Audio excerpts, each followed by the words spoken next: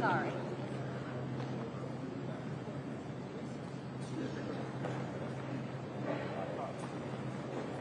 I can keep this in my pocket.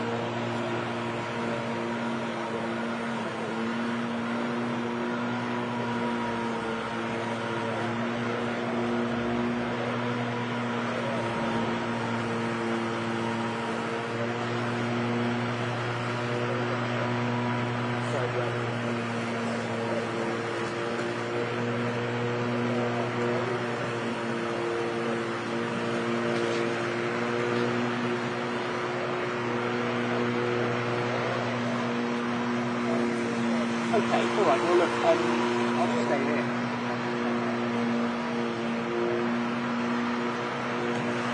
Yeah, is that okay? I don't want to screw up anyone. I feel like this is one of those where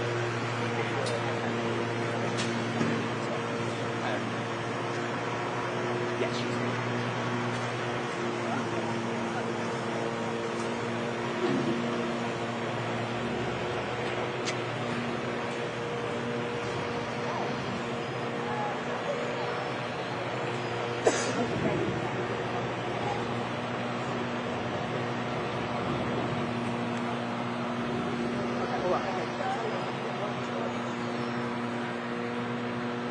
Hi, Fred. Sorry, okay now.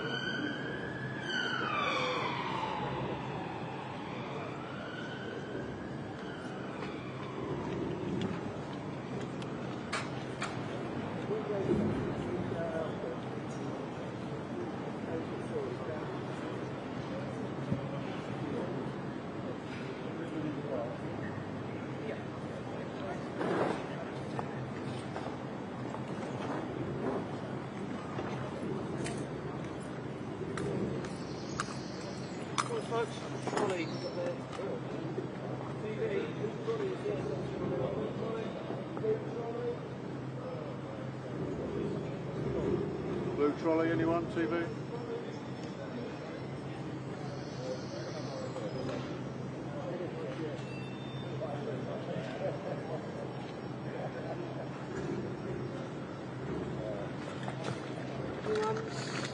Morning. No. Would anyone like a trolley? It's going spare, apparently. It's going spare.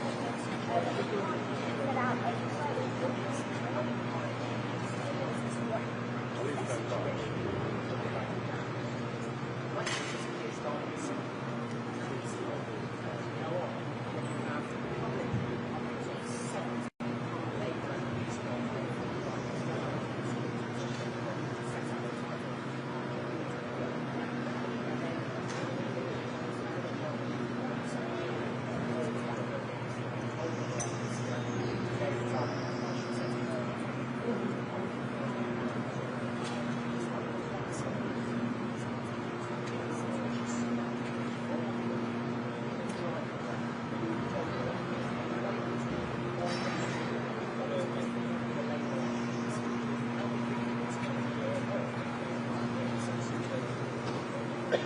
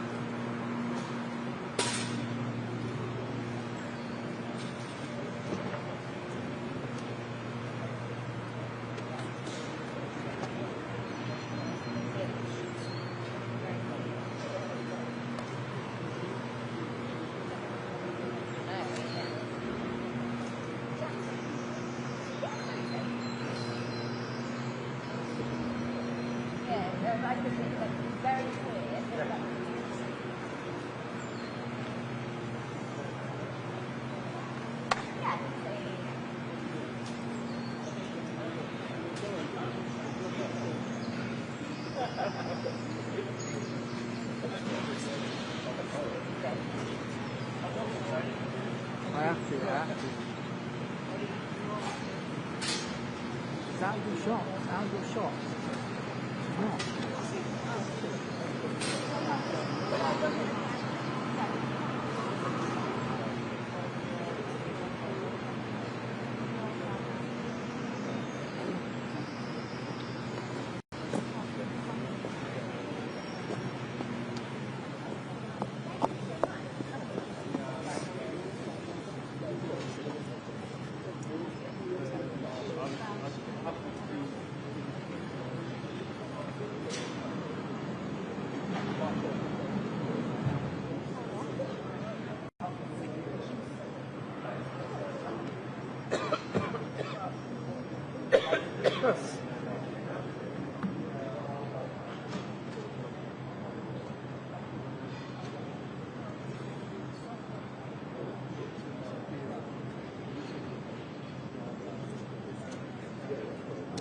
I'm all right, thanks. How are you?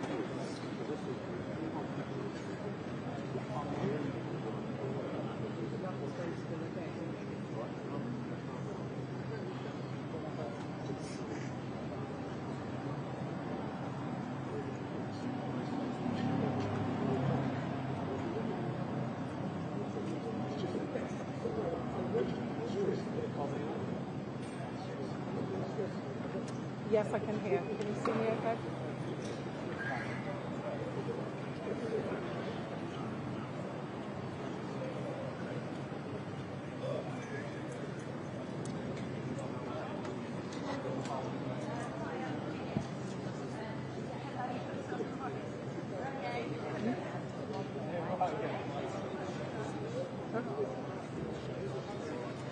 If you shout, shout. Yeah, of course. You must just shout. I will probably turn round. If people are coming, I'll probably turn round.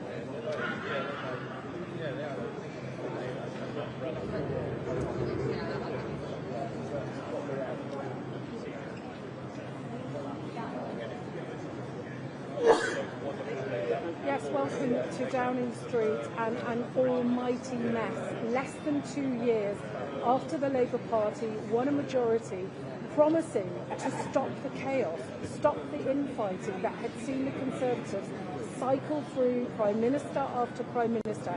And yet, after those disastrous election results, we've got nearly 80 Labour MPs calling for the Prime Minister to go. Some junior aides resigning, they've been replaced. But critically now, everything hangs on what the Cabinet does next. They will be arriving for the Cabinet meeting shortly. There is a massive wall of press here, and it feels like anything could happen. We know that last night the Home Secretary Shabana Mahmood called on the Prime Minister to set out a timetable for his departure. We know too that the Foreign Secretary and David Lammy, the Justice Secretary, also had conversations, so did the Defence Secretary. We know that people like Steve Reed, the Housing Secretary, and Lord Herman, the Attorney General, are urging the Prime Minister to stay put. And I was at that speech, it's not even 24 hours ago, where he said, I know I've got doubters, but I will prove them wrong. I'm not going anywhere, because to do so would be to plunge the country into chaos. Frankly, it feels like the chaos has already arrived. The Cabinet are supposed to be talking about policy, about the King's speech tomorrow. I arrived here at 5:30 in the morning. There were marching bands coming down alongside St James's Park, practicing for the King's speech.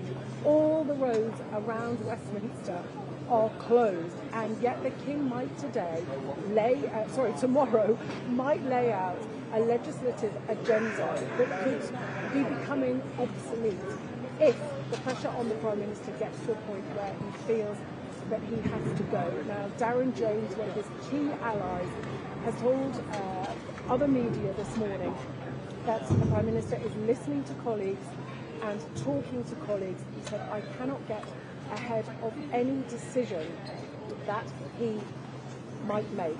He says that the majority still want him to stay, but that majority, if it exists, is pretty quiet now. I have spoken to people inside Number 10, people in Labour more broadly, who are horrified by what's going on. Even, in fact, the allies of some of the people that might like the Prime Minister's job, saying that they feel very depressed because nobody knows where this ends. Wes Streeting, the Health Secretary, has been very quiet. People on the Andy Burnham camp, Andy Burnham, the Mayor of Greater Manchester, the most popular Labour politician in the country, but one currently without a seat and so without a means back here and to the Prime Minister's job, pointing fingers at the Wes Streeting camp and saying that they are behind this, trying to accelerate this, so Andy Burnham can't get back in. Now, I've spoken to one of Wes Streeting's key allies this morning. He says that's absolutely not true.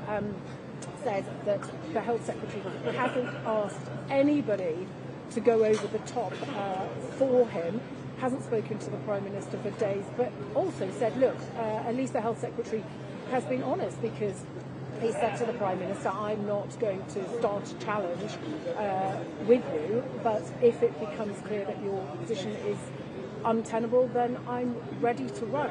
He is in pole position, but the Parliamentary Labour Party would likely go for somebody on the left. So in the absence of Andy Burnham, who might that be? Angela Rayner, she's still mired in tax problems. She didn't pay £40,000 in stamp duty.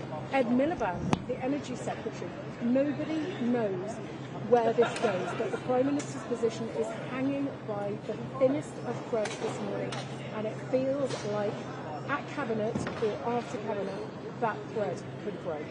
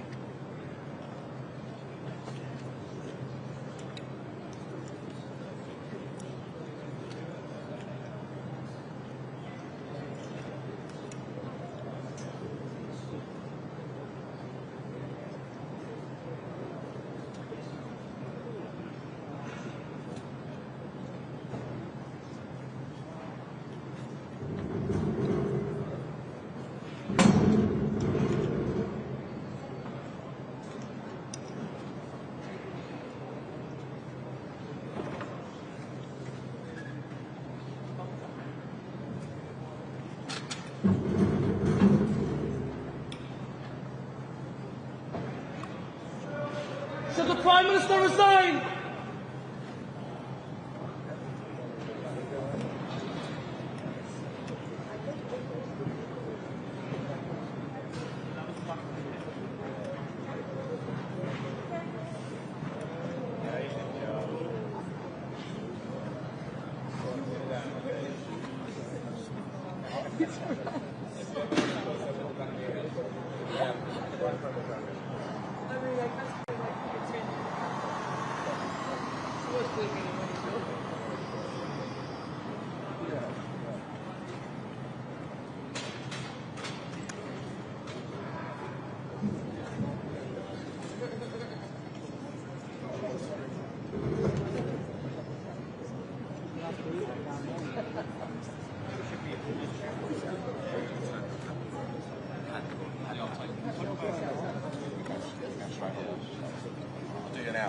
Okay, cheers.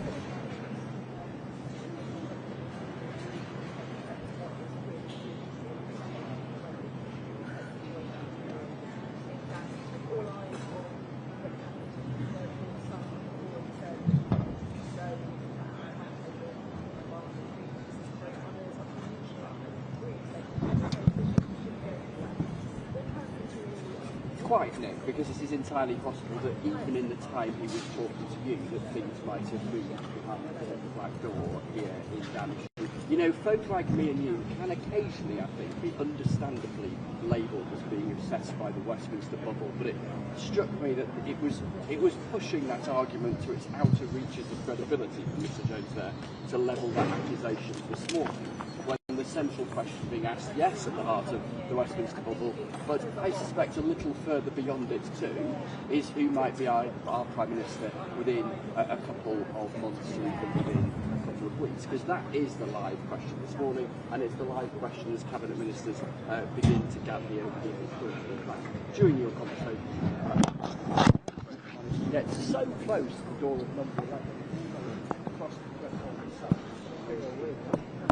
Rachel to her own front door and trying to avoid too many shouting questions as she headed inside. There's plenty more, but the other Cabinet Ministers arriving here pretty shortly.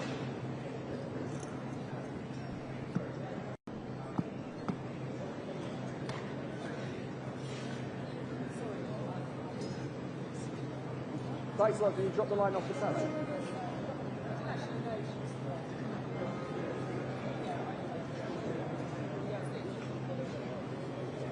Who's back of the head?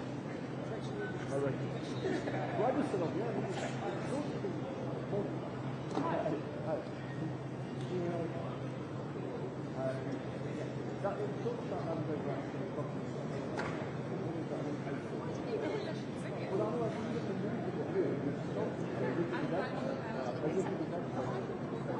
yeah. Yeah.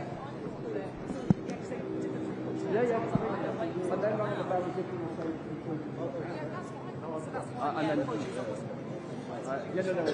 I was on them I just checked. But, yeah.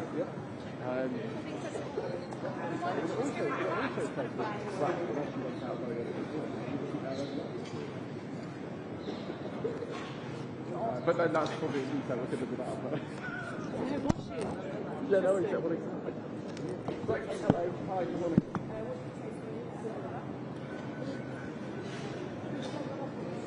Oh, well, crikey, that's the longest break I've had since a week after Wednesday.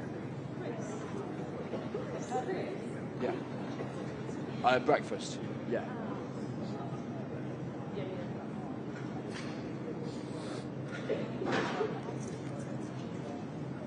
I'll have comms on and everything.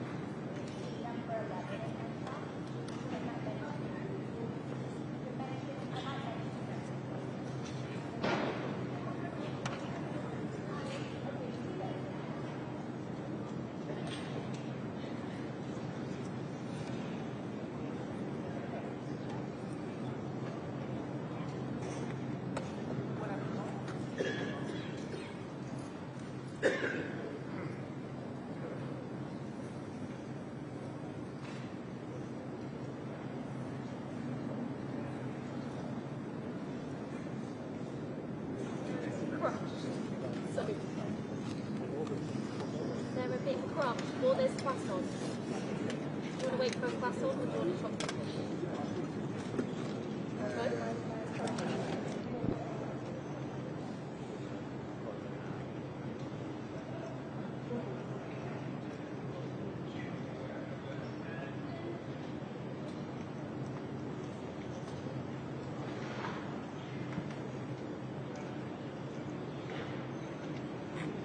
Hi, Ralph. Good morning.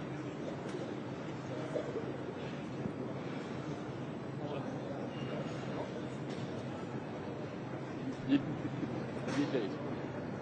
You did? Yes. And it's entirely possible we get some arrivals during this live and I will go into shout mode.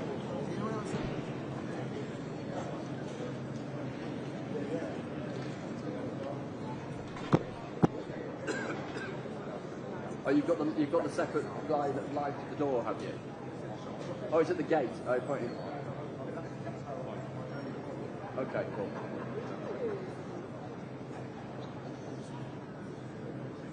Henry, I'll do this breakfast set and then I'll spring out and use this back in. Cool.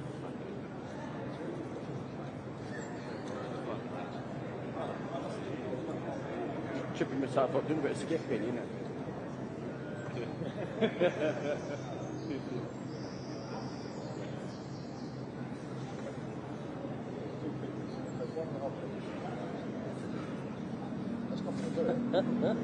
What are you trying to do here? We're trying to get the shade of that tree on you, but you have to be halfway by the tree. Yeah, no.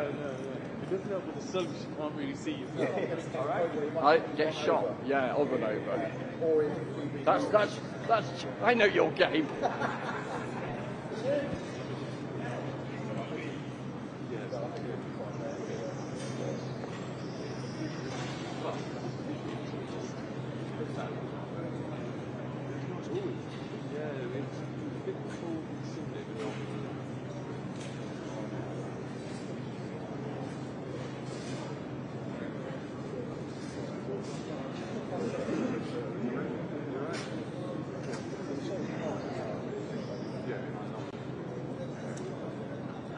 Morning to you, mate. You okay? Morning, Chris. How are you? Yeah, good. You all right? Yeah. Good. Here we go again, eh? Hard work. We had any further on this side? Yeah, sorry? Well, yeah, no, well, exactly straight into your shot, you know. I'll do them both.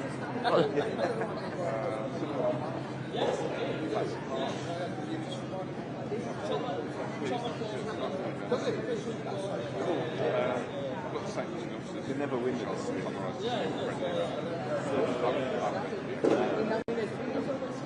Probably just this one day and I'll get out of the way of this.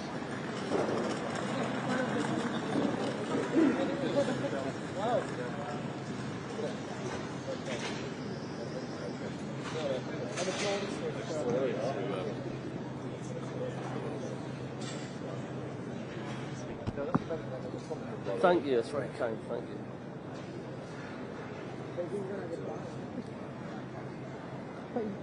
Thank God this one is how we come in.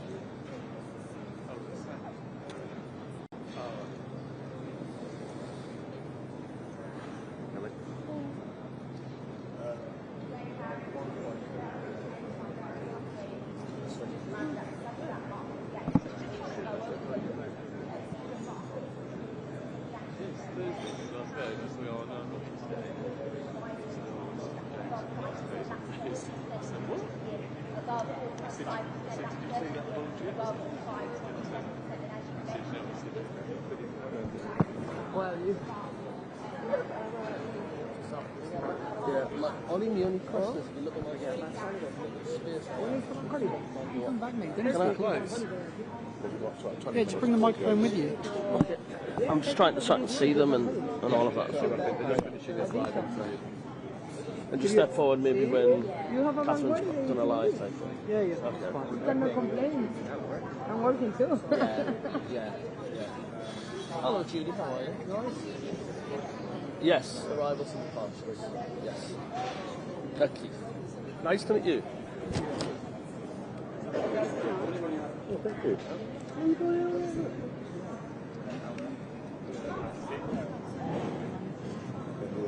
Absolutely. Yeah, well, yesterday was absolutely freezing. It was wet, cold, horrible. This excuse me. Is it a good sign or a bad sign? Catherine's very skilled. Yeah, very true.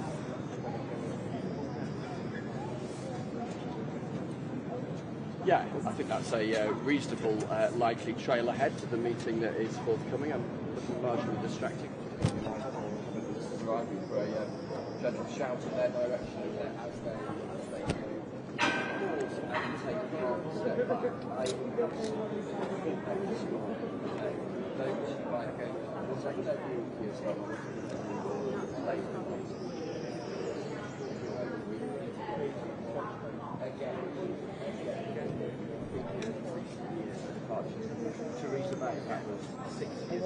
this morning, we have cycled that Boris Johnson and Liz Truss and Rishi Sunak lose the general election. Perhaps more conventional one for a Prime Minister to be toppled.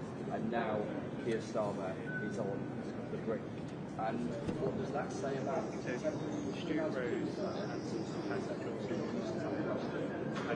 reality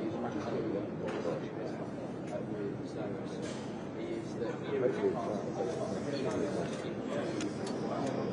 and where those who have been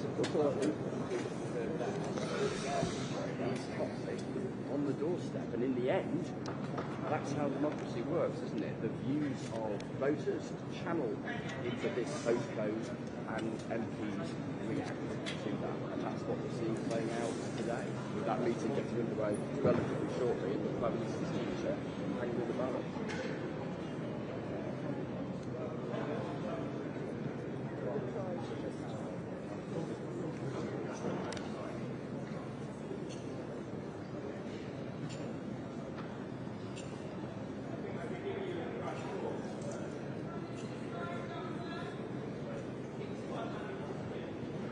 Question, John. Since you asked that question, I recall not that many years ago, you and I standing in this very street today that Boris Johnson was part of the Conservative.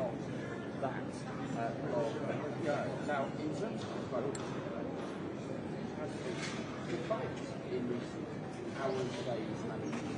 It is his view that the party toppling and then potential for a new threat is massively destabilising and a highly great international and domestic networks, and without no doubt, is that okay if they are going to let me know? All in a group. Yeah, it's like, no, it's even worse because they don't arrive in group because they are waiting the car, but it's one after the other, so you don't have even time to come back from.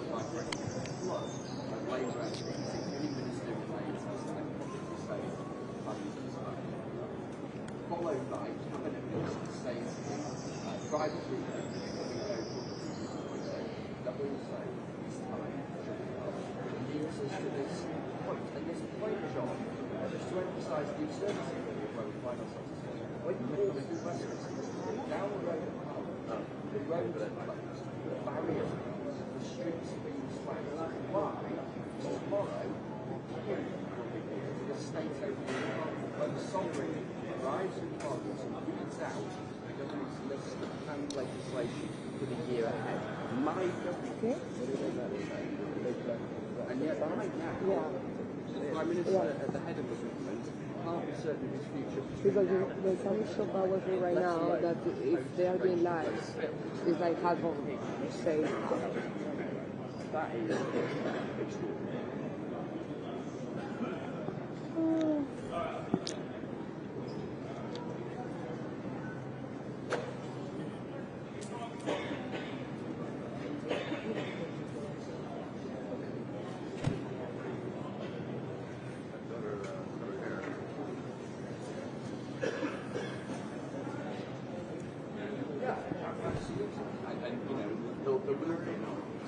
Says about functionality of government. Can it continue to function during any period between now and potentially a office? There will be an argument. There is an argument within the leadership perhaps about how long any contest should be, given that backdrop. You have those who are keen on treating the Secretary to be the next Prime Minister, saying get on with it, and you have those who are supporting the Further know Greater Manchester is not an enemy, and so can't. Yeah, of course. That was the best idea. Effectively saying, give it some time. People is like, they think that they are alone, right? Like, people... Both of those are saying, oh, I can't carry something. Timeline, but there is also that about the backdrop internationally, the reaction of the That's right. But then also a political argument raging on my phone and elsewhere this morning within the Labour Party about what is happening right now. Some people are deeply upset by the implosion of the others what they say Should the Prime Minister resign, Mr. Lammy? Is it over for Keir Starmer? Is it all over? Will you ask him to step down, Mr. Lammy? Has the Prime Minister lost the dressing room? Should he fight on, Mr. Lammy? Don't do that anymore. Don't move me when I'm filming. You cannot move me when I'm filming. Like, they sorry, I can didn't hear you realise. from there, but you Got cannot you. move me. Got you. I didn't realise I did. Sorry.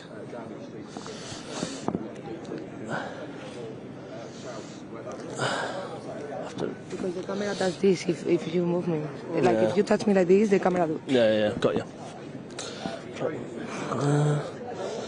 I'll have to just step back, I think, and just do it like this. Well, at least the sun is gone now. Yeah. You don't need the sun. No, the problem is that you cannot see anything. No. Well, it's still there, but this... You want to look him up before. Oh, for fuck's sake.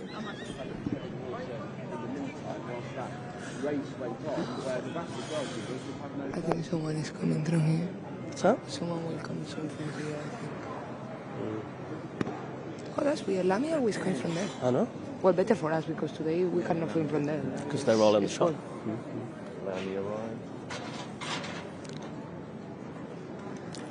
Who was the other with him? Oh, I don't know. Don't know, Luciano.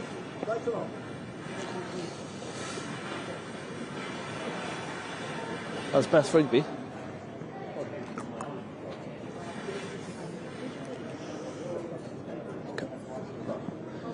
Everyone's got the same coats on, haven't they? Look, Catherine, The same Beth. what? Look, they've all got the same style of coat, but Yeah, different colour. it's like Fashion.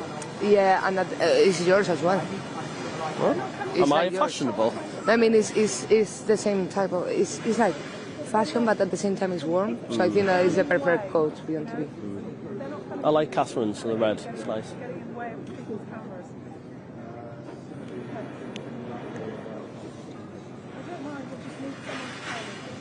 Yeah, exactly. She's getting cross. No, that happens because she knows that she's in the middle of cameras, you know, and it's like the most important today is the picture until Yeah. because it's what I told you, like if you are here they can hear you anyway. If they want to answer they will answer. But the thing is like if they are in the middle we cannot even film. So they don't have the shot. Not of us, no one is talking to her. Right. Before the hit. From the directors. Oh shit.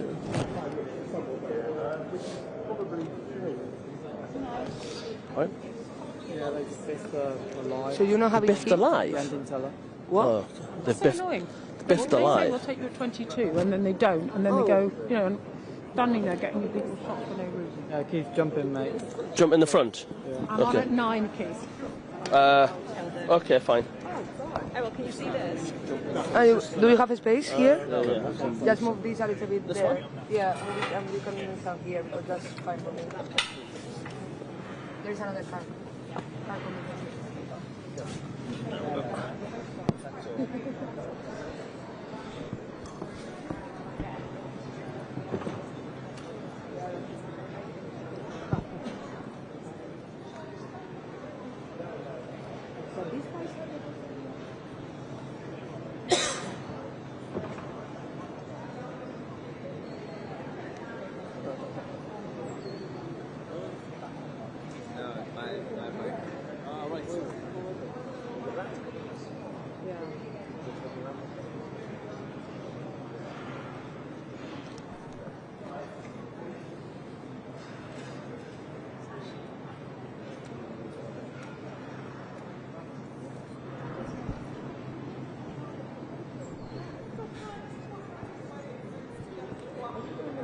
Hi there, hello.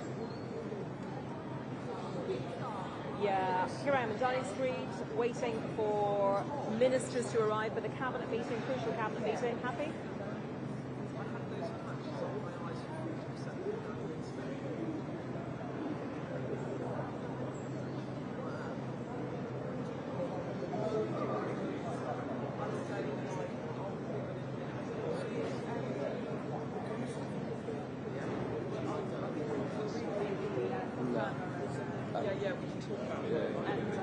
Okay, after this shot, yeah?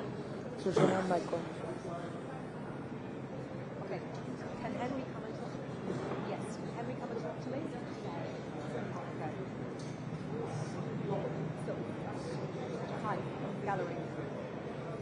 I don't have Henry, for example, at the moment. I don't have Henry Settler at the moment. He's on the Today program. Okay. Understood.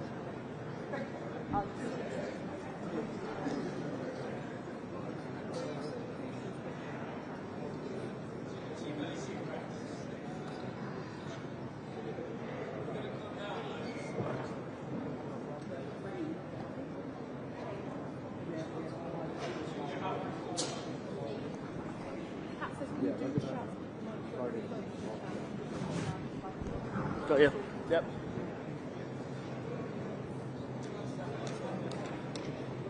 Oh, no. Yeah.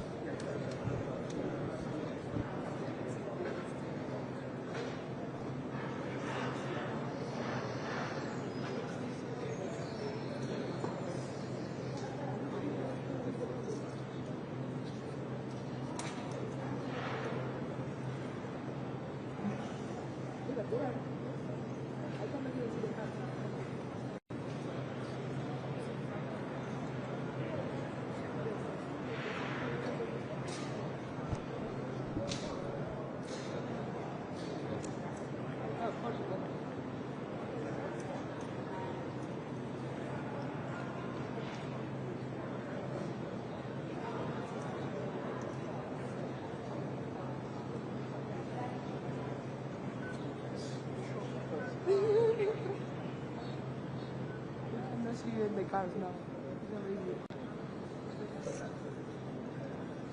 Yesterday, we were waiting for that speech that Keir Starmer was going to make. All the commentators were saying that this is the speech of his life in order to try and stay in the job. It seems like he had got a little bit of breathing space, didn't it? But we're not gonna finish it. Some red idea. Building on raising more and more questions about whether he could continue in his role as Prime Minister. So this cabinet meeting this morning is supposed to be about war with Iran, the impact of that war here in the UK, and people in countries around the world being pursued. Was what it was supposed to be about, but obviously the focus now on the and I think the timing of all this is extraordinary when you consider that tomorrow it is the King's speech. This is the calendar when the government sets out its programme for government for the year ahead, the laws that it wants to bring in. But the fact that all of this is going on, the questions about Keir Starmer's future, it seems like the most juxtaposition of what's happening here in Downing Street today and the fact that the King's speech is tomorrow, when these question marks remain over whether Keir Starmer will be able to lead the government for the next year. Yeah, give me a sec, mate.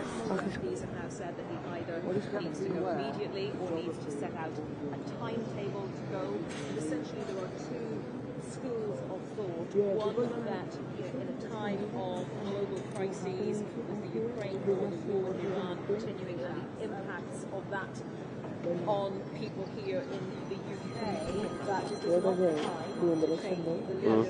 I get that. Yeah, that's fair enough. Is that given You just need to let me know when they want it. I know they probably want it every time I'm not live, but... Okay. Try to regroup over the remainder of this parliamentary term and take on the challenges, especially from the right. Stand back. Just two. No, battling out this question of Keir Starmer's future. But also a sense Yes. they're avoiding us. Yeah, I mean, I would do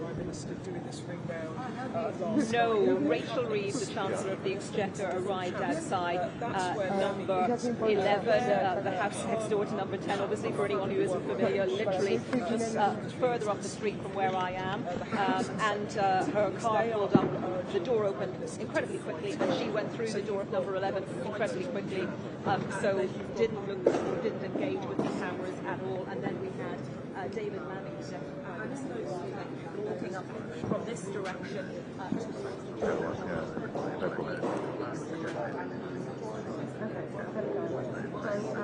That's fine. I mean, usually when I speak to you from Downing Street, Okay. Louise Underline TV, but there's about 17 or so Yeah. reporters and operators. Yeah, no, it's fine. Yeah, no worries. So yeah, so in other words, news package 52, 5.2 will be the presenter's friend. News package 5.1 is the main camera. So if you watch those packages, you'll see what's going This on. is shaping up to be one of the most significant meetings in living memory, really. Perhaps even since the... It's crazy, because yesterday we had a camera standing here doing nothing, so we thought we might as well. This one does not end the same way. The formal agenda for the Cabinet is still the Middle East, but I don't think that's going to be the only item on the agenda. We've just seen this have been a little equivocal They are not going to even parking it. Bye-bye. between the The lines car that with just them, and perhaps they are trying to make up their minds. They don't have a settled position yet, but of course, here throughout the day, we will be getting lots of opinion, lots of analysis to try and help everyone work out the best.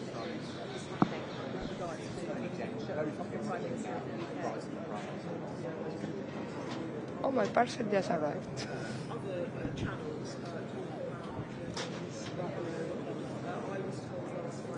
You've only 16. Cheers, thanks guys, thanks.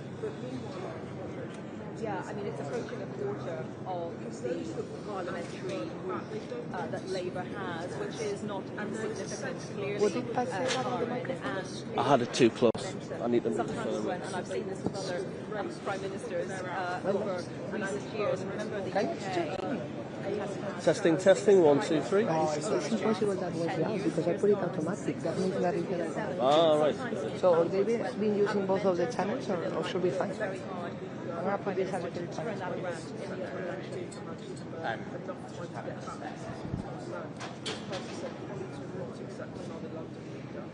Because I got the internet and my husband wasn't released. Yeah. So maybe that was the one. Great. Nice. Yes, yeah, no, that's fine.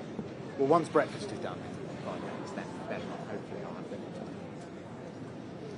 Hey, Joe, thank you very much. Exactly. Great. All right, thanks, Ali. Bye.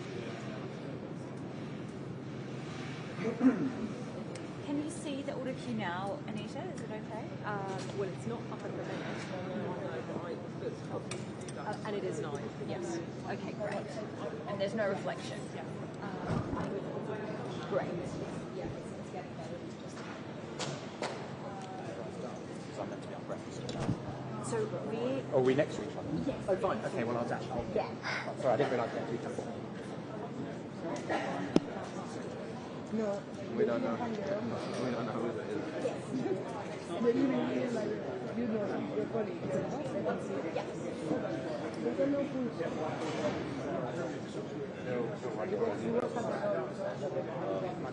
going to put you in, Henry, so we can just see the president. It's nobody close. Yes, exactly. Because they asked and no one said. I saw them coming earlier. It's either ITN or BBC. No, but I asked ITN. So we could do that.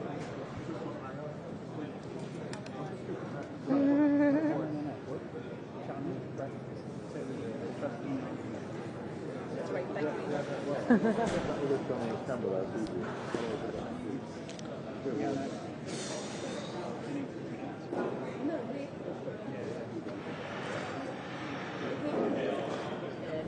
Yeah, so this is good work.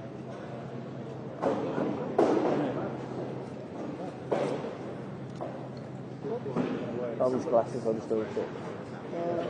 Very tight. Now, I can get you... Mines are really big that they fall sometimes. These ones stick against my head, they hurt. They're awful. How many cameras have we got?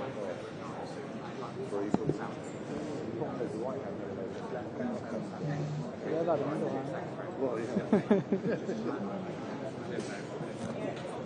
Would have been great if I had a spare set of step ladders. I can get you one. Can you? Yeah. Let me finish this. Yeah, that'd be perfect. I'll just stand up, I'll be able to see the ministers coming, that's all.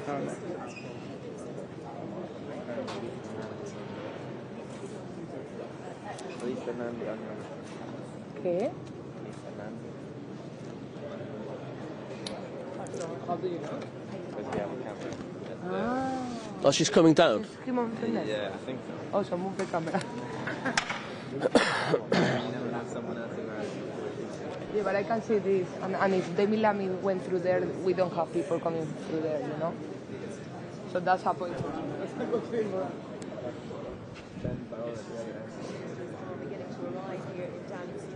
The land wagon. Lisa Nandi is the blonde one, right? No, So dark hair, black hair. probably, She's small. I know the film. Got Sophie right in the back of the shop. Hi. Am I doing live headline? Yeah, okay.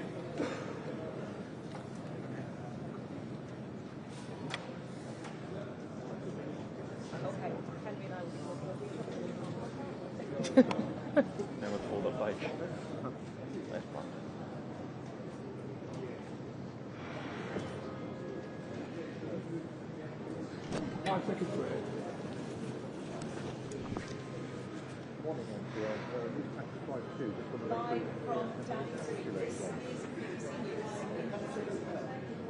Only one question matters today. Is it over for Keir Starmer? On the Prime Minister as key ministers and dozens of MPs call on him to quit.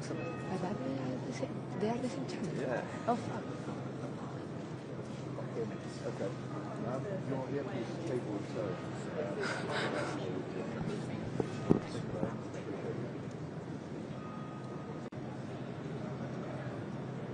We're counting down to a crunch cabinet Oh, but meeting now here at least at it's number safe. 10, with Sir Keir Much Starmer better. will face a showdown For the with shota, for SLP. everything is removed. Because Ministers the other are means that you need arrive to here in start Downing like Street. moving. There is like open close. Coverage It's safe. on So the it's BBC hard. News. This is all right though. Yeah, that's fine. Where do you have someone there? Yes, good morning from Downing Street, where there are dozens and dozens, actually over 100, I would say, banks of cameras, reporters. It feels like a massive day, and we have been here before. Are we about to see yet another Prime Minister taken out? If that happens, if we get another Prime Minister, that would be 6 PMs in 7 years. It seems to be becoming a habit that this Labour government was elected on a promise to stop the chaos. And here we are, nearly 80 Labour MPs openly calling for the Prime Minister to go. A civil war in the Labour Party. They are having a collective nervous breakdown, but there is no unity on what to do next. And I think all hangs now on this crucial cabinet meeting set to begin in the next half hour. Now, we saw Rachel Reeves arrive about half an hour or so ago. So all went pretty much as close as it could to the door of the Treasury. David Lammy walked up. There was only one shout. Is it time for the Prime Minister to go? We know that the Home Secretary, Shabana Mahmood, has told him that he should set out a timetable. We know that the Energy Secretary, Ed Miliband, has said similar. Previously, we know too that people like Lord Hermer and Steve Reed... Should the Prime Minister resign, Minister?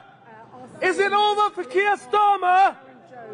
Will you ask him to step down, Minister? Darren Jones. Is it time for the Prime Minister to go? Do you have confidence in the Prime Minister?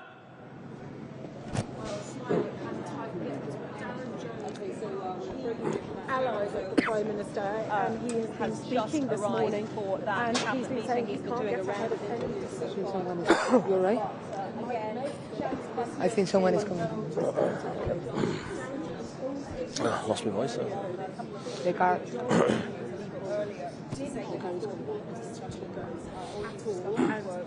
I've spoken to people in Downing Street and people more broadly in Labour who feel very sad and really quite depressed at what is going on. I'm very worried at what is coming next, because the Prime Minister said yesterday he's not going anywhere because the country will be plunged into chaos. And it feels like we're already there because the Prime Minister, Was it this car? And he went walking? Because with this woman I cannot see anything.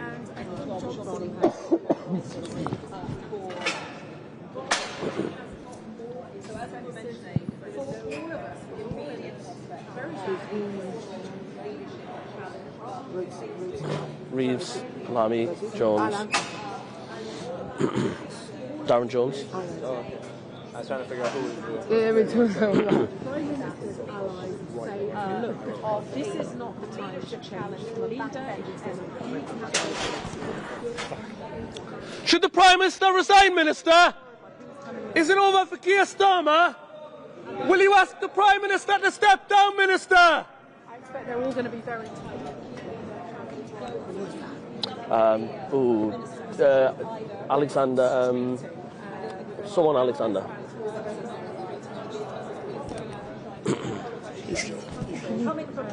No. Not very prominent though. Douglas Alexander, yeah.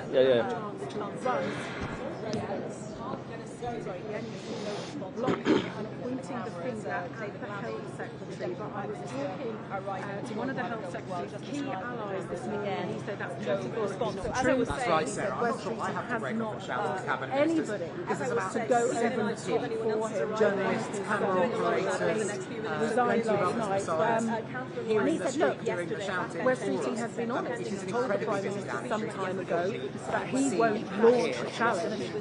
But if the Prime Minister's position becomes untenable, as I don't know how they done he is ready. So he says at least he's being honest.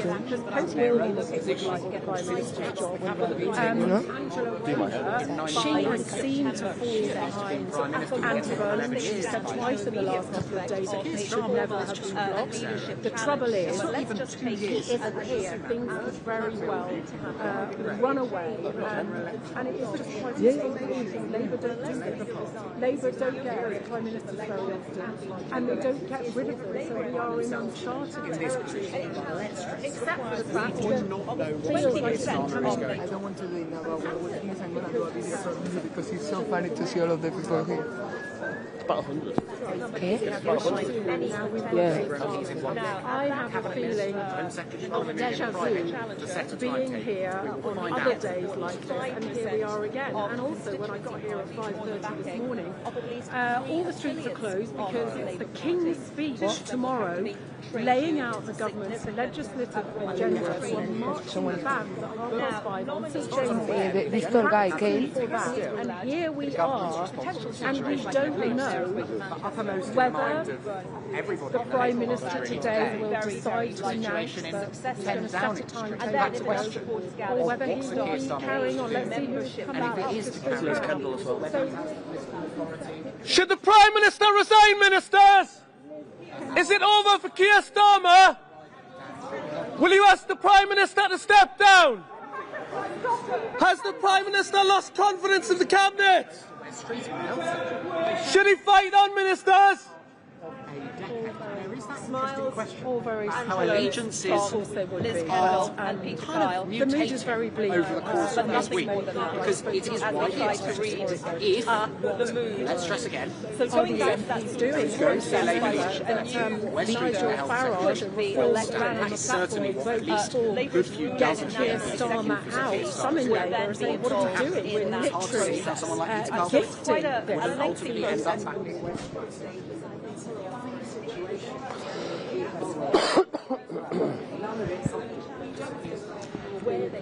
By lunchtime, it's possible that the ship is steadied, we get to the King's speech, but it does feel at the moment like the Prime Minister's days are numbered, and who replaces him, deeply, deeply unclear. How long on this?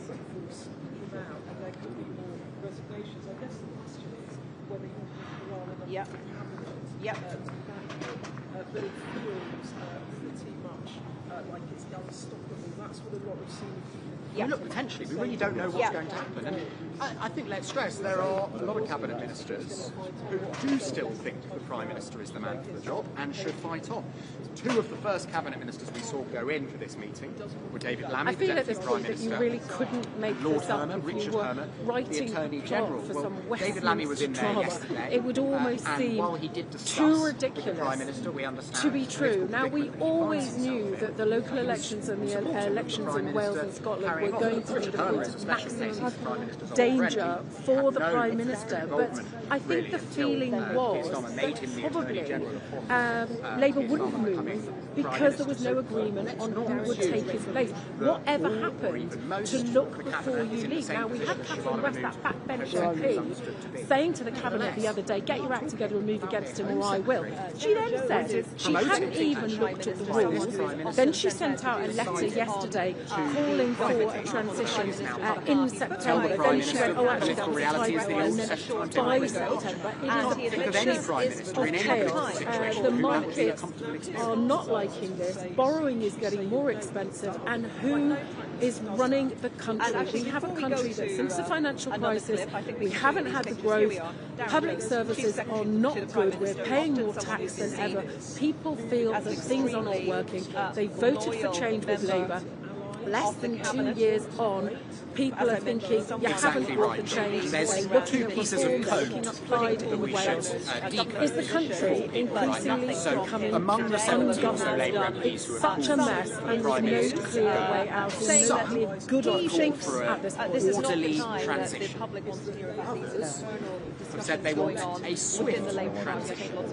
Generally speaking, those who call for an orderly transition, Andy Burnham to succeed Keir Starmer, and those who want a swift transition want Wes Streeting to succeed Keir Starmer. The crucial point being, as you say, Andy Burnham is the Mayor of Greater Manchester. He's actually twice tried, failed to become Labour leader in 2010 and 2015.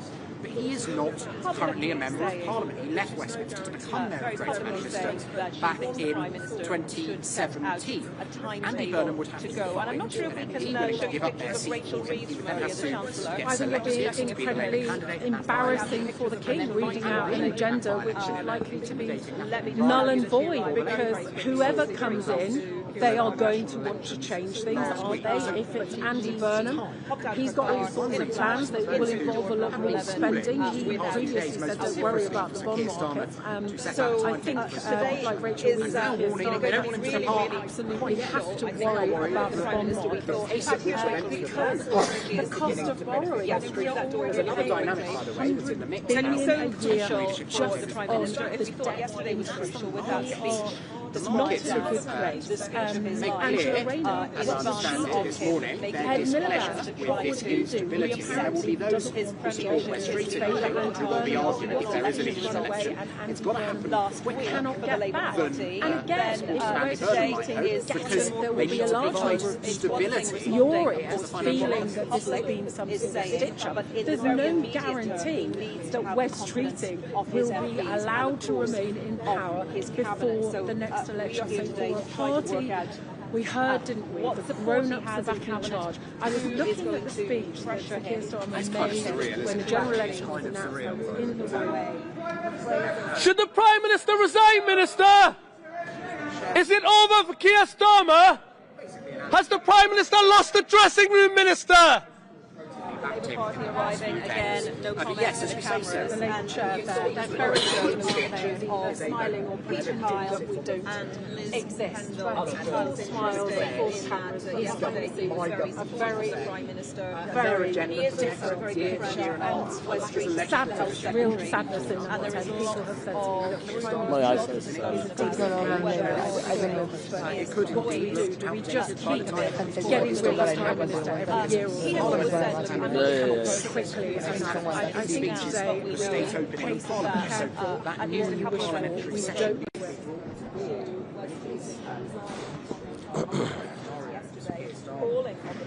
And it is really uncomfortable time. And it also speaks to, I think, one of the big questions that hangs over this question of leadership. For those Labour MPs who want change, some of them no, because I'm not fit enough, honestly, I'm not. to get to this point, and I thought it was very interesting what Jonathan Hinder, all MP, said last night. He said that the Prime Minister had never It's like doorstepping, right?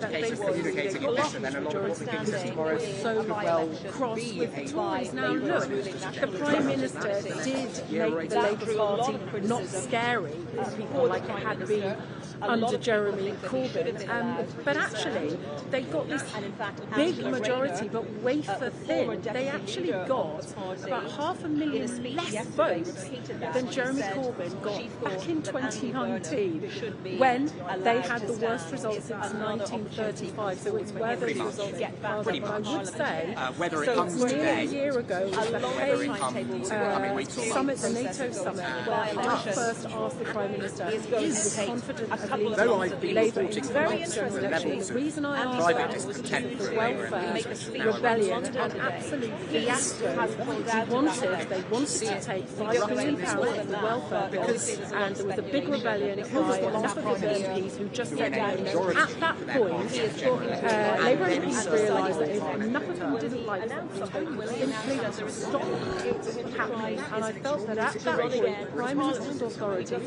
seriously began to drain away, and we have seen so many U-turns. I've lost count, to be honest, maybe 16. So there are two. The government has been blown around, and you would have thought with a big majority that they could have done whatever they wanted. The reality is that the majority is so big there were not enough jobs for the people to take. So lots of MPs would lose their seats for the next election. When they came to power a couple of years ago, staggering, and I think the Labour Party argued at the general election that it was a feature of conservative.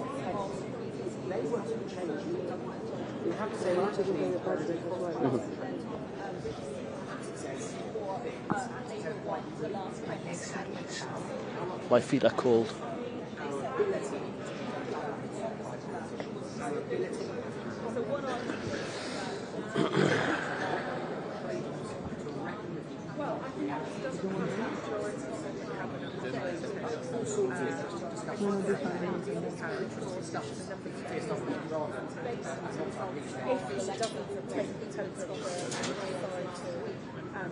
Go with the consensus, then we might start seeing cabinet resignations, maybe not today, but maybe not or down the line. True things.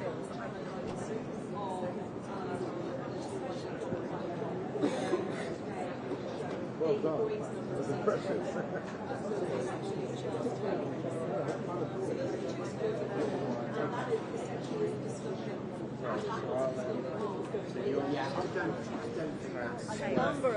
He gave an interview just at the weekend saying election and that 10 years of national renewal. It's impossible to say. He's pretty tough. He's pretty ruthless. He came in, so managed to transform the Labour Party. So we thought, but since he's come in, he seems to have been blown around as the repeated churn in number 10. So many chiefs of staff, heads of communications. We've had the Peter Mandelson debacle, and it does feel still that all he says is just like your people. It's not quite clear still what the Prime Minister believes, what he doesn't believe. He says something at one point, then down the line he says something different. I'll give you an example. On the two-child benefit cap, the government came in adamant that it was not affordable to lift the two-child benefit cap, and there was a rebellion over that, and the Labour Party took the whip off a whole load of Labour MPs who rebelled. Fast forward a year or so, and they decide that they will be able to afford it, even though the economic picture is still really, really bleak. And now they are championing that as one of their greatest achievements. So there is a lack of consistency. And no one getting out of the car. Apologies, I'm a bit distracted. I see all the cameras move. Oh, someone is about to come out through the Foreign Office. Let's see who it is. Basically, people come up the street from Downing Street, what I can see, or they come through just behind the cameras.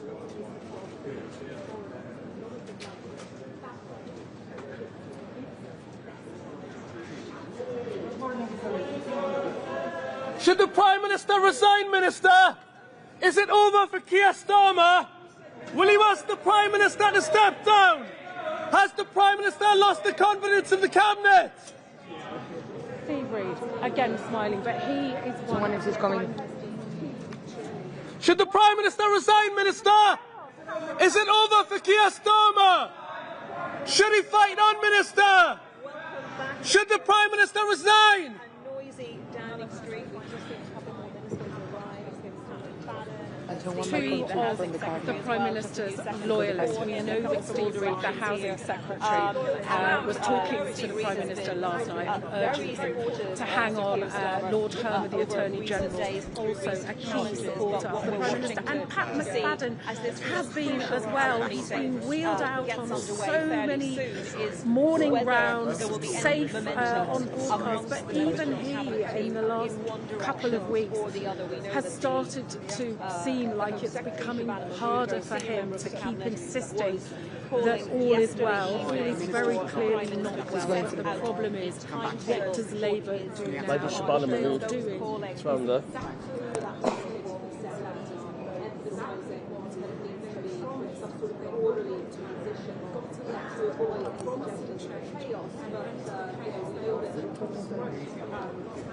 Someone is coming.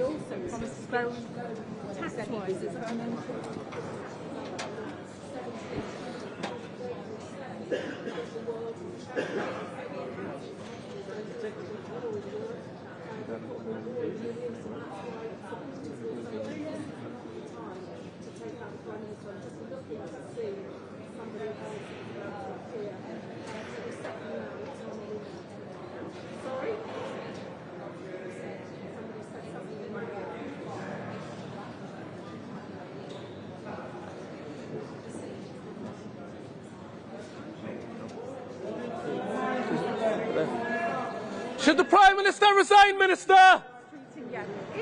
Is it over for Keir Starmer, Minister? Should he fight on, Minister? Pardon me a second. We are waiting. There's one coming down that way. Which one? It's Joe Stevens.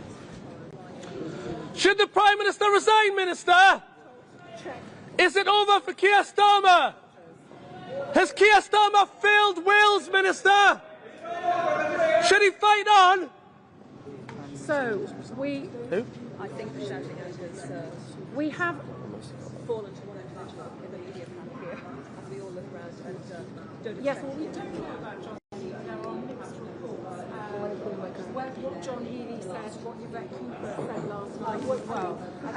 But we've got some breaking news. Yata Fadula has resigned as government minister of very PPS's last night, some junior aides on the government ranks, and you just wonder, yesterday I found it almost impossible to keep up with the number of cables for the Prime Minister to go. I think we're nearly 80 now.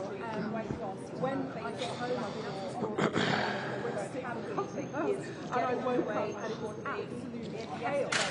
And it does feel like things are moving very, very fast. As Boris Johnson said, when the herd has moved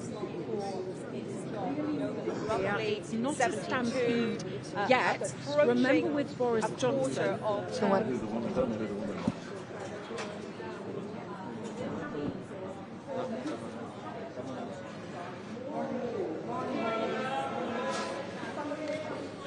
Should the Prime Minister resign, Minister? Is it over for Keir Starmer? Will you ask the Prime Minister to step down? Wes Streeting, do you want to be Prime Minister? Wes Streeting, are you measuring the curtains? Do you want the case to number 10, Mr. Streeting? A car.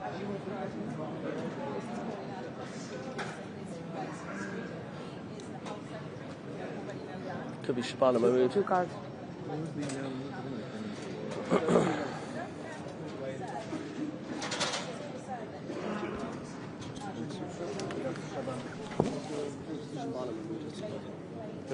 No, the one who just came. This is someone. There's a woman just. West Streeting and the woman. Yeah, she just gave direct. Thank you.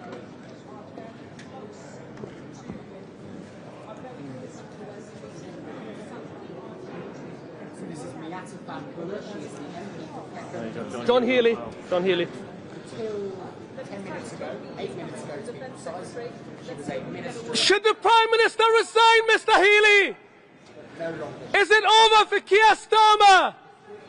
Will you ask the Prime Minister to resign, Mr. Healy? Do you have confidence in the Prime Minister? Should he fight on, Minister? The weight of the meeting that is about to take place, where street level secretary walked in to a of noise from everybody. Should the Prime Minister resign, Mr. Miliband? Is it over for Keir Starmer? Will you ask for Keir Starmer to step down, Mr. Miliband? And that, I think, is interesting and a little bit surprising. The resignations which came from the junior ranks yesterday were generally seen as coming from allies of West Street in the health sector, the right of Labour. That's not when the 6 minutes. So I am very struck that she has written this resignation letter saying, while progress has been made, we have not acted with the vision, taste and ambition which our mandate could shape demands of us, nor have we governed as a Labour Party clear about our values and strong in our convictions. Talks about mistakes on the route of fuel payment. Yeah, John Healy. Okay, good evening now. Thank you. She says the message on the doorstep was clear. It's only 5 minutes they've got to be in. They've got to all be in 5 minutes. It's 9:30 starts and so.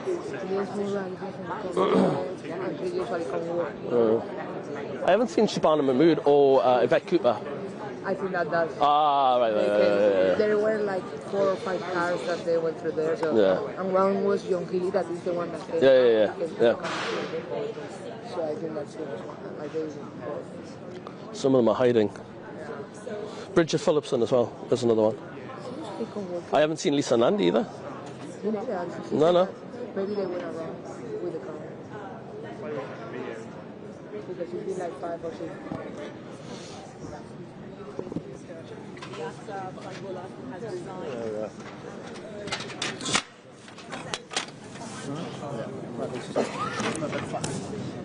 So that'll be easier. I can't see it. Fine. It's perfect. in the next few minutes, stay with us here on BBC News. Thank you very much. Very kind. We'll switch back to channel now, I think. Is that breakfast done?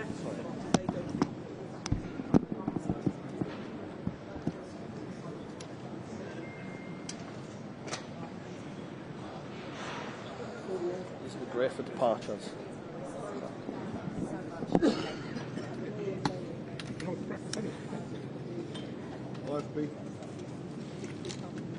Catherine.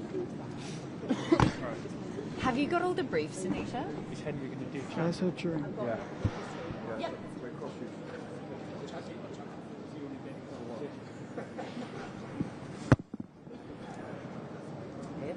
Yeah. Okay. Sorry. Anita, can you For the camera, that's back on perfect record. Still got safety in the shot.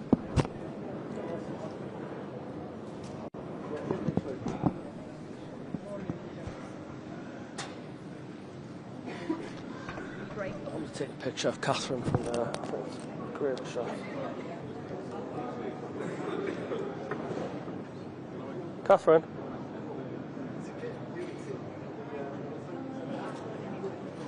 I'll send you a picture. No, I'm saying I'm taking a picture of you and sending you it.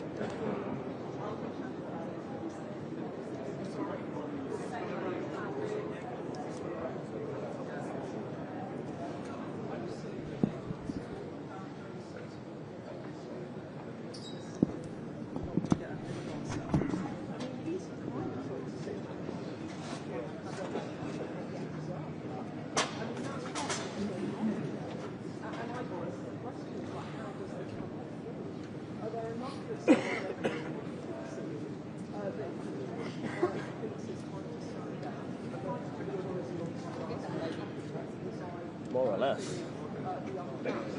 Yes, welcome to Downing Street, and it feels absolutely chaotic here. We've got well over 100 press. It feels like an enormous day, and in the last few minutes we've had, yes, the cabinet arriving, but the first ministerial resignation from Miata Fumbuleda, MP for Peckham.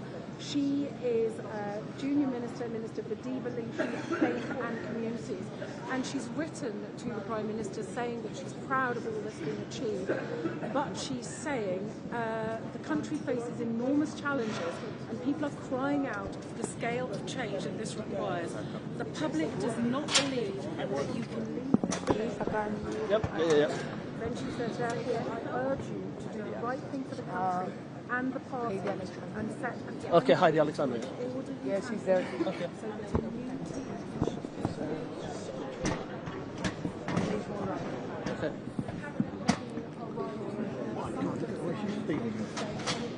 No, James Murray, yeah.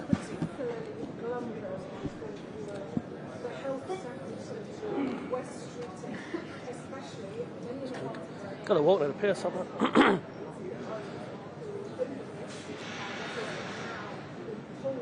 Should the Prime Minister resign, ministers? Is it over for Keir Starmer? Will you ask the Prime Minister to step down, ministers? Do you have confidence in the Prime Minister? Should the Prime Minister fight on, ministers? Yeah, booming voice, mate. Thank you. Honest and saying that he's ready to mount a challenge if the Prime Minister can't stay.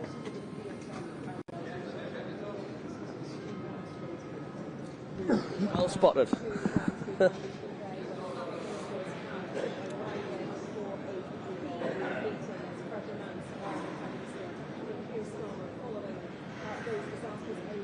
Maybe someone else, like 1 or 2. It's 9:30, so they're late, if it is.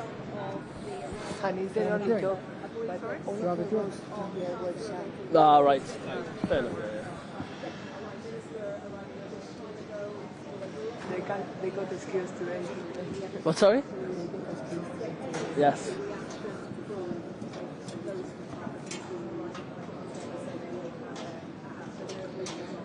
I've never seen so much equipment. It's cameras.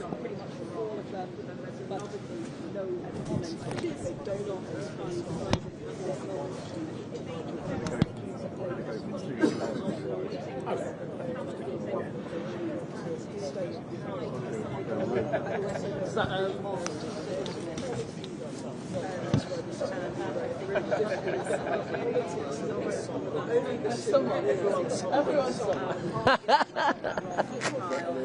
That's what we were saying earlier, like, what they might think when we Miles, but yeah, it's Mara and Heidi, let me yeah. just bring you breaking news because we are hearing for Peckham. The Minister has resigned.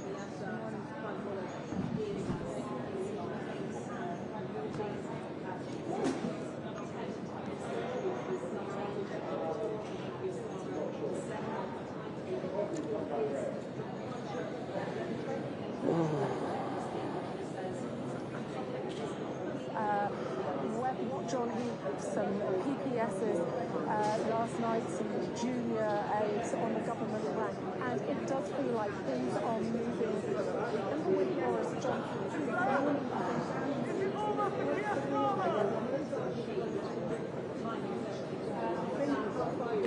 I think so, Lucia. for that, but it's possible legislative agenda that the King Bless you. may quickly become obsolete, depending on what happens in that building behind you. Deliberately done it just before this cabinet meeting. Let's be clear about that. Just to give you a flavour of some of the things that said, she has said we have not acted with the vision, pace and ambition that our candidates demands of us, nor has the government and the Labour Party clear about our values and strong in our transition so that the new deliberate change. Let me just give you a bit of biographical information and then why this is really true. Biographical information, the MP for Peckham since 2004, an economist who was seen as a real rising star when she came into Parliament. Why this really matters is that the Act of Van Buller is not on the right of the Labour Party. There was a claim yesterday, sworn out by some of the Labour Party resigning for 2-year positions, Parliamentary rights split and so on. But they were generally allied with West Street. That's not when the Act of Van Buller comes from. If there is one senior minister who's most closely aligned with, it's Ed Miliband on the so-called soft left of the Labour Party. This suggests to me that multiple factions, multiple wings of the Labour Party are now converging to come to the view Keir Starmer must go soon.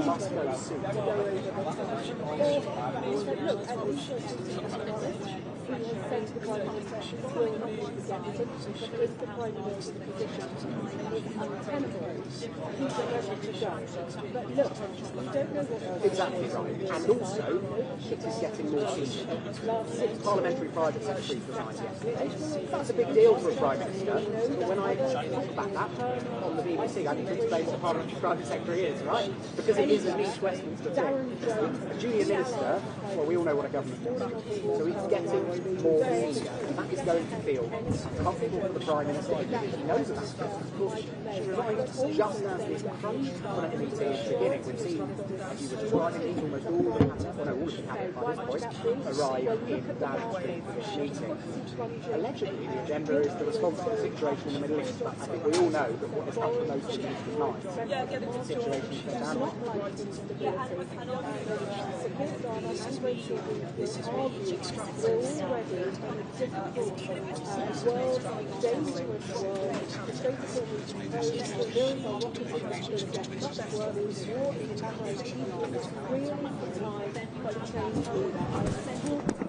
People in number 10, they feel incredibly sad and say, look, the Prime Minister is a decent man, but it feels like the herd it's important to reflect that there are a lot of MPs, Labour MPs, just feel that this is frankly mad. Nobody knows what comes next. Andy Burnham, maybe doesn't have time. Angela Rayner, she still owes £100,000 in stamp duty. We hear that investigation is still going on. Ed Miliband, or somebody else, he might throw his hat into the ring. We don't know where it's going to go. It's orderly transition. There is no agreement on what might happen. Did you get everything you needed? Yeah. Good man. You're a legend. Thank you very much. Top man. Thank you, Lewis. Cheers. But for a year now, his authority has been hanging by a thread, really since that welfare event.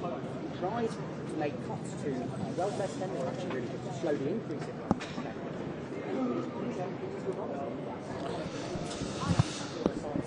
In her resignation, so it's looking very good.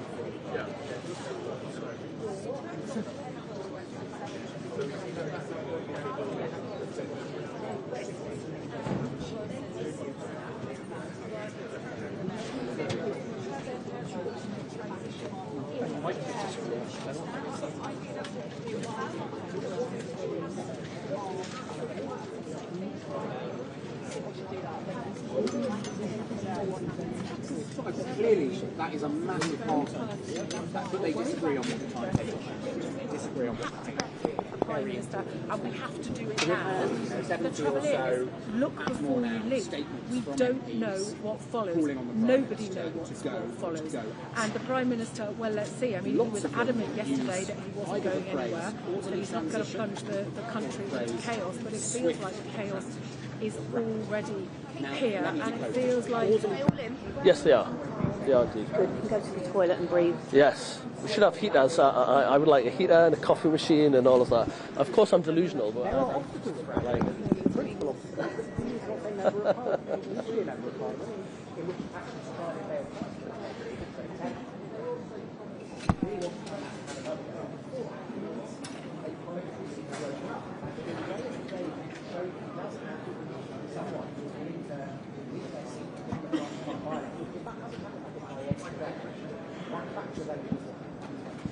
Get some good snaps. Be enough? Is that a light? No, it's just a... Oh, right, okay. So you guys... Yeah, it's just... Not earlier, the lights. It was, of course. Thank you. That's back called Telecom. The Prime Minister could try and sack them and replace them with others, or just say no. Sorry. Well, that's a good question. The process which we became so wearily familiar. Any blankets, Freddie? Actually, we should install, you know, like a cafes Yes, outside. yes. Radiators. I'll sign that petition. And maybe attach one to the not listed or anything. I'm from the That would north. be your legacy. Can you do that for us? I'm trying to make lots of GC, I've done that 20 years, so. Thank you, Freddie.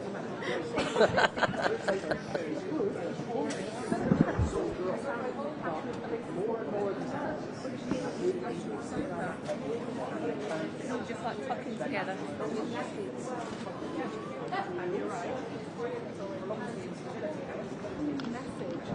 Which is more Europe. I mean,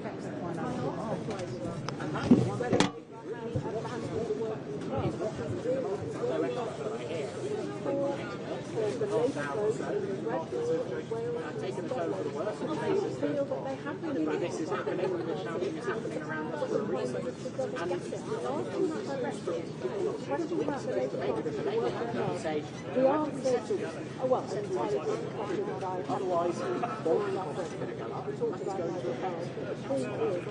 working class communities, much of the country has been struggling for a very long time to achieve that sort of financial crisis. And before, that's why so many of them voted for Never interrupt you anyway when they make a mistake. It's one of those signs. I think that's generally the vibe of some people in Reform Conservatives. I mean, not necessarily that they make a mistake from the Labour Party's point of view to get rid of Keir Starmer, but they're enjoying the Labour Party's chaos and internal divisions because that's what opposition parties do. Because I remember Labour politicians, some of them who are in that building right now around the cabinet table, happily telling me how cock-a-doop they were when the Conservative Party had its moments like this. But look, I think there is more of an open question over whether, in the medium term, actually some of the Labour Party's accolades might be frustrated. The Labour Party is getting rid of this. Reform UK ran a national campaign saying vote reform, get Starmer out. They saw him as a great asset to their election, which they did pretty well. So I think it's kind of interesting.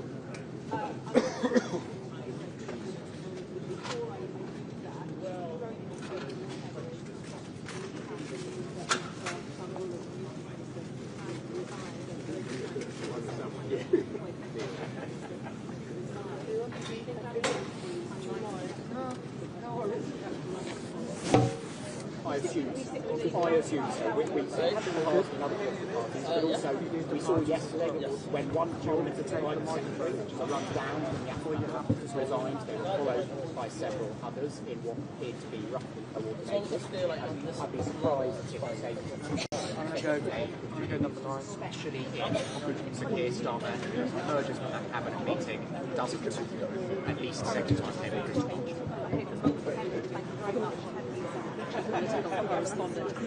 Yes, so I will be back very shortly when I'll be joined by two Labour MPs for their thoughts on this crucial meeting that's taking place and what they think should happen next. But right now, around the world and across the UK, this is BBC News.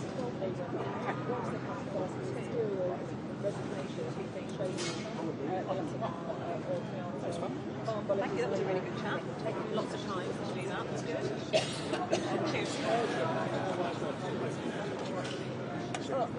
I'm just going to quickly check. I feel like I've got something. Yeah, that's right. Yeah, how long have I got? Sure. Yeah. I feel like there's something stuck to my eye. You can see the pollen floating around here. Yeah. Yeah. I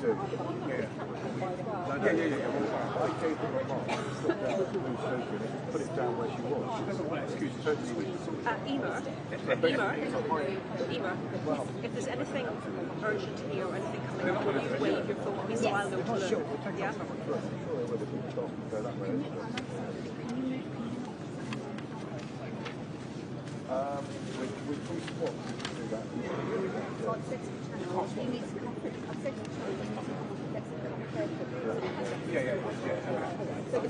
Hello and welcome back to Downing Street, where that cabinet meeting is getting underway, that crucial cabinet meeting for Sir Keir Starmer, with the Telegraph newspaper suggesting that 6 cabinet ministers are going to be asking him to set out a timetable to resign. And just before that meeting got underway, we heard the news, and timing is everything, that the Communities Minister, Beata Kandola, announced her resignation from that position and called on the Prime Minister to set out a timetable to go. So for that to happen, no coincidence with the timing, I'm sure, just before that Cabinet Minister got underway, is clearly very damaging for the Prime Minister. She is the first Minister to resign her position, calling on the Prime Minister to go. Well, much to talk about. Joining me now are 2 Labour MPs, Toby Perkins,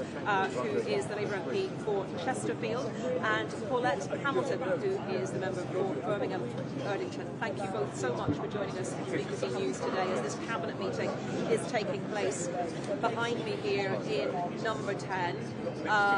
Everything at stake really for the Prime Minister, his political career, his leadership of the party and the government.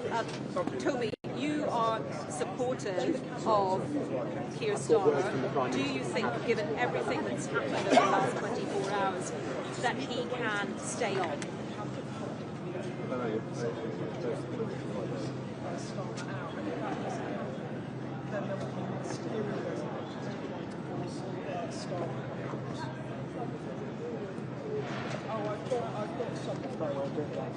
I've got this is Breednick Line, this is the Prime Minister at the top of the Cabinet. As I said yesterday, I take responsibility for this election process. I take responsibility for the change Toby, Toby, I'm so sorry. I'm going to Toby. Toby Perkins MP. I do apologise. I'm going to interrupt you just for a moment. Henry Zeppelin, our chief political correspondent, is still with us here, and he wants to bring us some breaking news. Henry. I have some words that the Prime Minister said at this cabinet meeting, which is unfolding right now. This is how he began the meeting. As I said yesterday, I take responsibility for these election results, and I take responsibility for delivering the change we promised. The past 48 hours have been destabilising for government, and that has a real economic cost for our country and for families. The Labour Party has a process for challenging a leader, and that has not been triggered. The country expects us to get on with governing. That is what I am doing, and what we must do as a cabinet. Anita, that is Keir Starmer saying to the cabinet, and then through us, to Labour MPs, come and have a go if you think you're hard. He is saying we don't have a situation of no confidence letters. He's saying if you want to get rid of me, 81 of you need to back an alternative candidate, and they will have to fight me with the Labour Party membership. That is the message, and it is a tough message that the Prime Minister is trying to convey this month. Fighting talk, and I was talking earlier about the choice of the talk, about whether he should go or whether he should stay, and those who want him to stay are really saying that this is very chaos, when so much attention needs to be paid following the constitutional change the leader now would be damaging. So he is leaning into that argument. He is, and that was not a given the amount of pressures the Prime Minister has come under, including from his Home Secretary, Shabana Mahmood, last night, from more than 70 MPs publicly. I mean, I think really this is a message directed, in terms of that cabinet meeting, given it was delivered at the cabinet table, one person. Wes Streeting, the health secretary. We know, and the Prime Minister has known for some time, because Wes Streeting told him this 6 months ago to his face, that Wes Streeting has been ready, has been preparing should a leadership election take place. This is the Prime Minister saying, I'm not triggering that leadership election by resigning. You're going to have to trigger it by resigning. You're going to have to trigger it by coming and coming for me.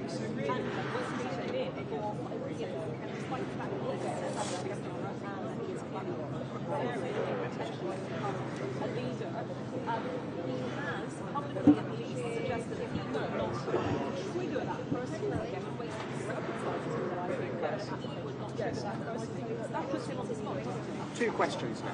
One, will Wes Streeting change his approach? Will he take the bait, essentially? Will he try to confound that old political maxim that he who wins the night never wears the crown? And two, how will Labour MPs respond to this? In response to Sir Keir Starmer's fighting talk, will there be more ministers who resign? More MPs who say the Prime Minister has to go?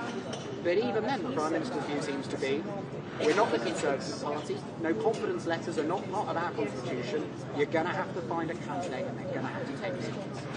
So I'm sure he has responded to you already, actually, but it is quite the response.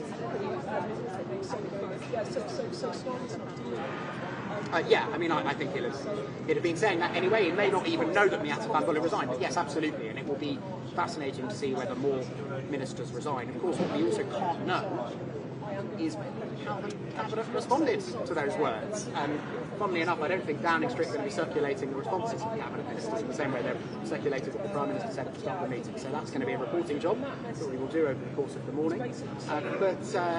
But look, I mean, I don't know whether a Cabinet Minister right now is responding by saying the Prime Minister, you've got it wrong, you've got to go. I don't know whether they're all doing that weird political thing and banging the table in support of him. Who knows at it? It's fascinating.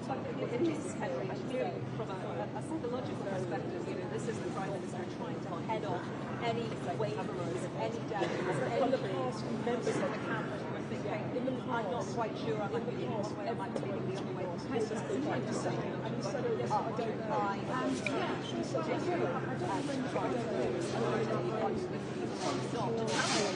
Yeah, absolutely right. And of course, sorry, it's a bad day for AP sufferers as well as for Keir Starmer. But the risk for the Prime Minister in this approach is that Cabinet Ministers who might have been wavering, might have frankly been trying to sit this one out, now have to make a call either way. But the Prime Minister is putting the onus on somebody here, maybe Wes Streeting, maybe someone else, to actually force this matter.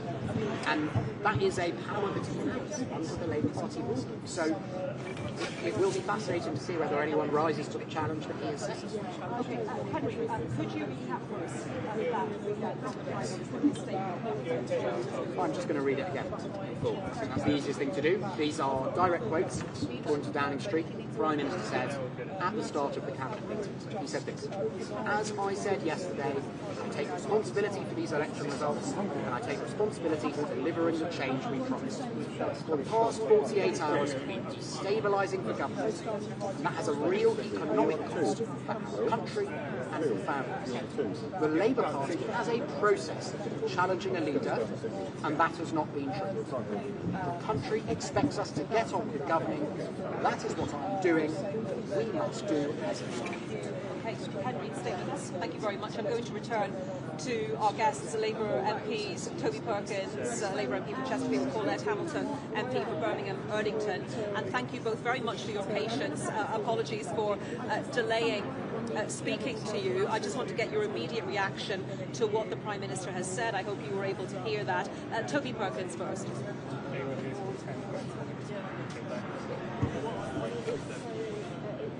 Yeah, okay. I'll get up. I think Ollie's going to the toilet, but I might be able to just ask questions about that. I don't know.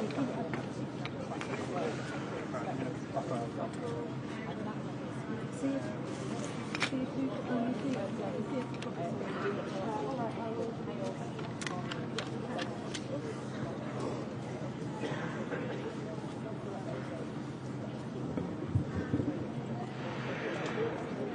Well, would you manage to? They want to come to me now, and Ollie's going to the loo.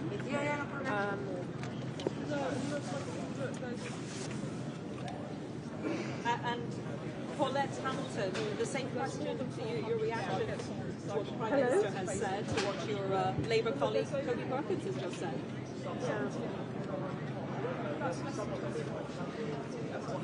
Well, this is what his office agrees with about, apparently. Yeah, I'm just going to get myself right now. That's not connected. It's not connected. It's not connected. You need to connect it to the IoT. Literally about 30 seconds or so to register.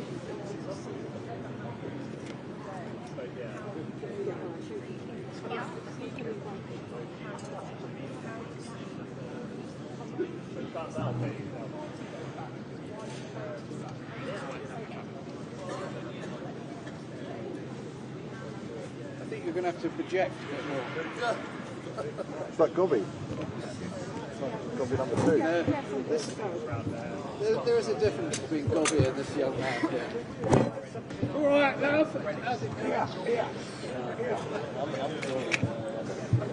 Celsius. He was from somewhere south of London.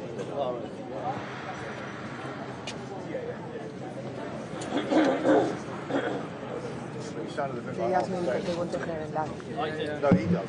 He did, rather. He did. Paulette, do you think it would I set it up. be on the eve of the King's speech when the Labour government is due to set out its next to bring in that it would be less stabilisation for Keir Starmer to set out a timetable to go than to say, he's staying on?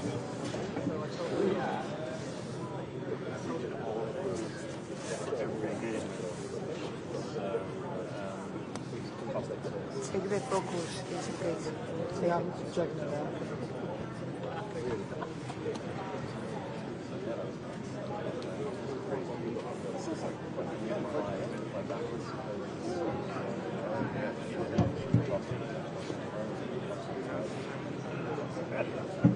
Was it yesterday?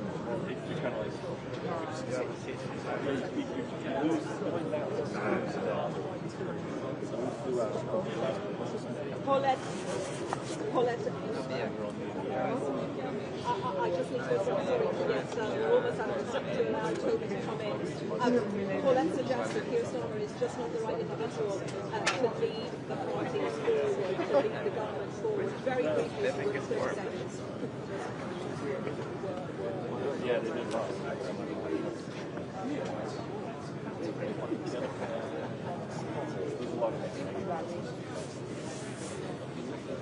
Okay, and that is, it seems, a message from the Prime Minister today as he started that cabinet meeting. Toby Perkins and Paulette Hamilton, Labour MPs, thank you so much for joining us here on BBC News. So yes, that cabinet meeting, crucial cabinet meeting is underway in Downing Street behind me. The Prime Minister opened with a statement in which he was very clear he wanted to fight on essentially a challenge to members of the cabinet to back him.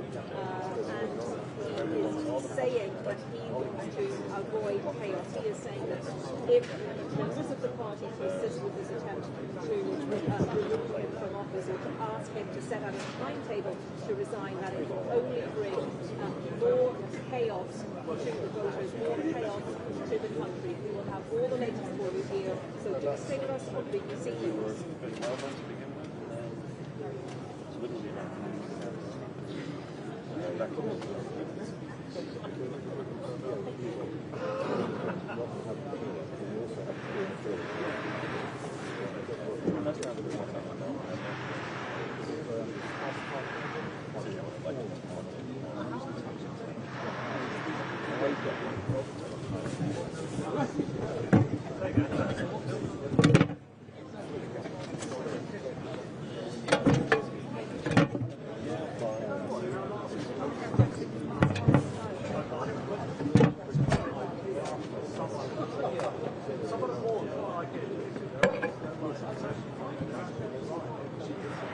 Yes, well, welcome to Downing Street, the Cabinet meeting behind me, an absolutely critical meeting for the Prime Minister, but some words have been breathed out to us to the effect that the Prime Minister says he's going nowhere. So apparently he will be telling the meeting, as I said yesterday, I take responsibility for all these election results and I take responsibility for delivering the change that is promised.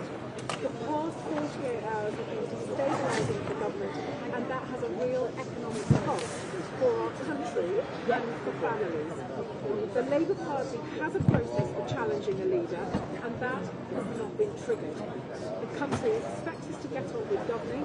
That is what I am doing, and what we need to do as a cabinet. So that is the message of the Prime Minister to the cabinet.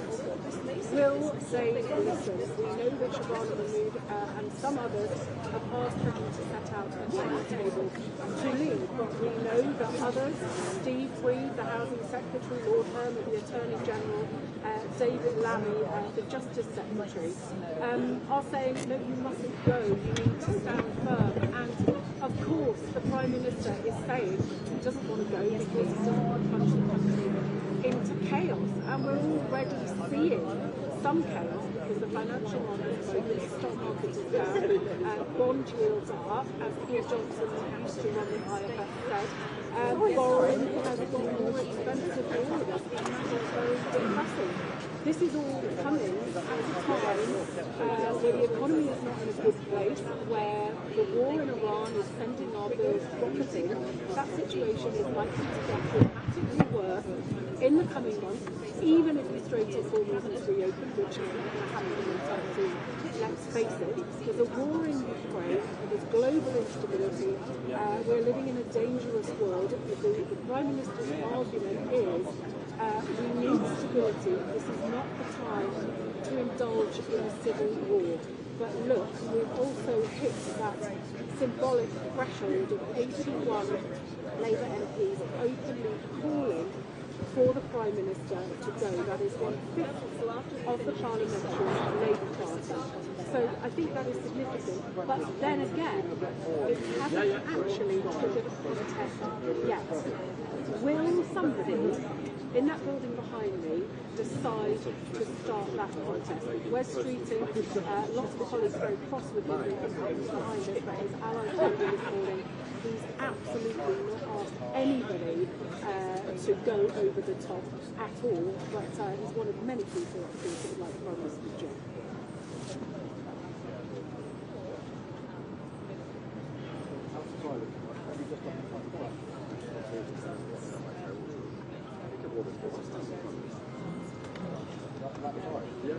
Tea? Can you tell me what's coming before the tea then? Welcome to Downing Street. We are live here and this is BBC News. So Keir Starmer tells his the Prime Minister saying he's not going anywhere. In the end, it might be a decision that is taken from him. The Prime Minister also says the process for challenging the Labour leader has not been triggered at the meeting with his top team. So as the Prime Minister fights for his future and faces off with his cabinet here in Downing Street, we'll continue with our live coverage on BBC News.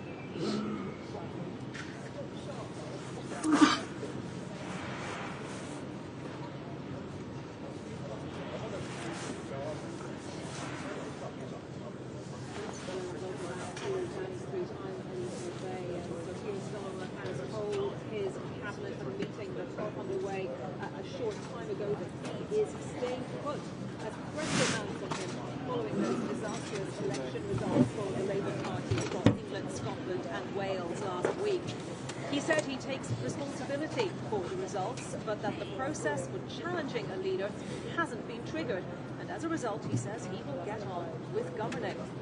So as that meeting got underway, the first government minister resigned her post, a really interesting piece of timing.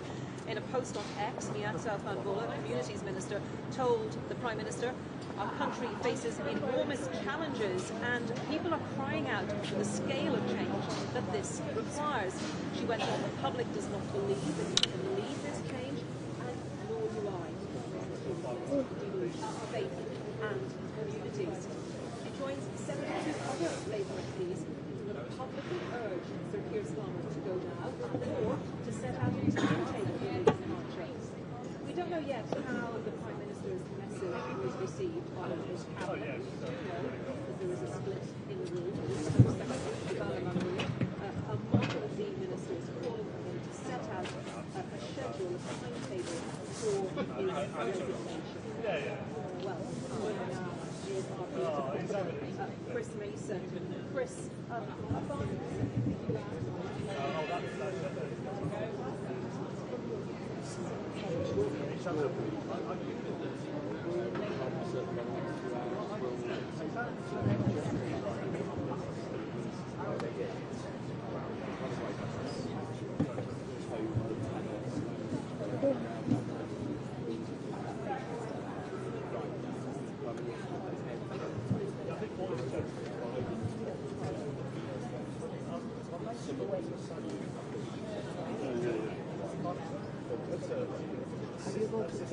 then it'd be made in way further.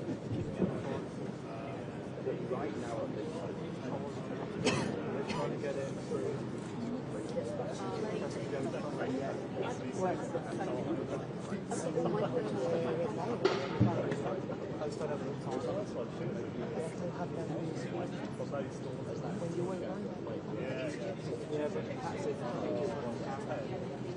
No, because when they call now, she say the CEO is here, she can do it. I mean, until they are doing it before it doesn't matter. It's up to her.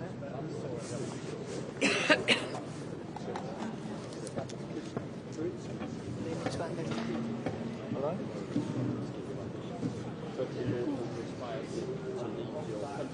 Great question. Check the lockers and the back door.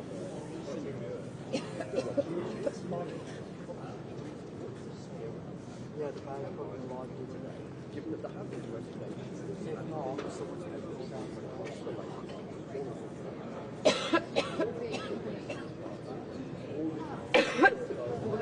Well, yes, when the herd is moving, as Boris Johnson said, the herd is moving.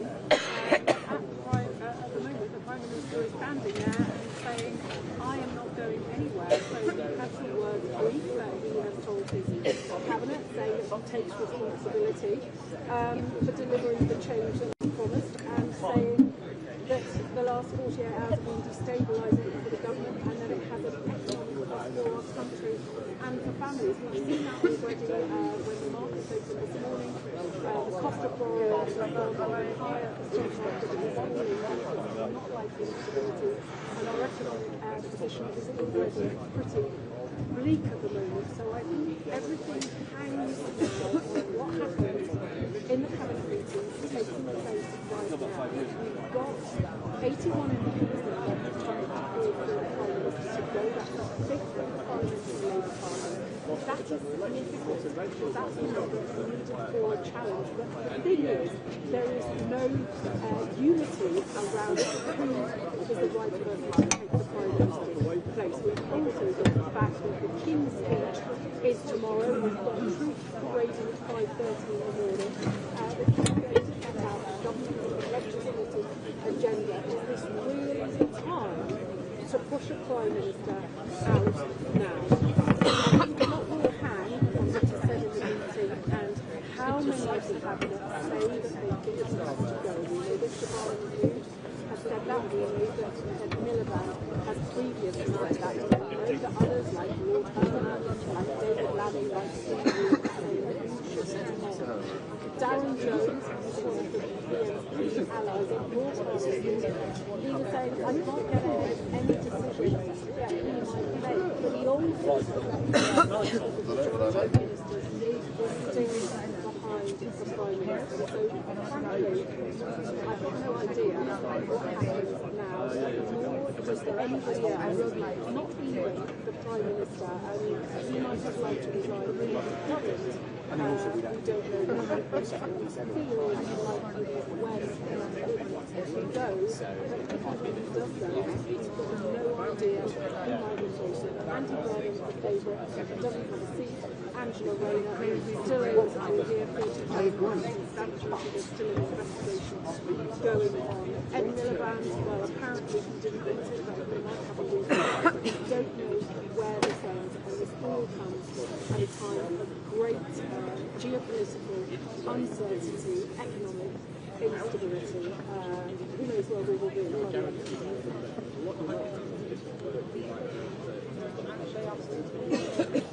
which is the leaders who does not have a mandate from the country directly, they're worried about instability of whatever.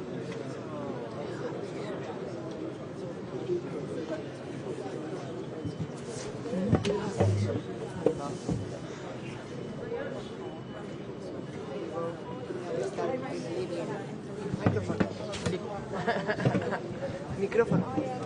Oh, you have those? Yeah, never you. So they make the You see her? You see her? I'll be a gentleman when you like the bar.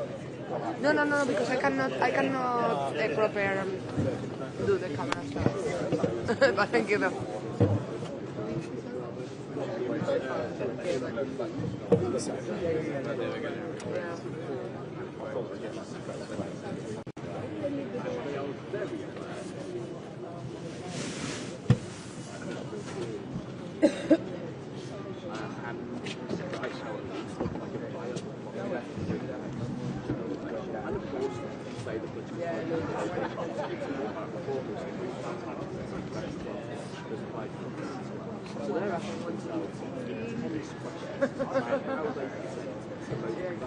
thank you for those times.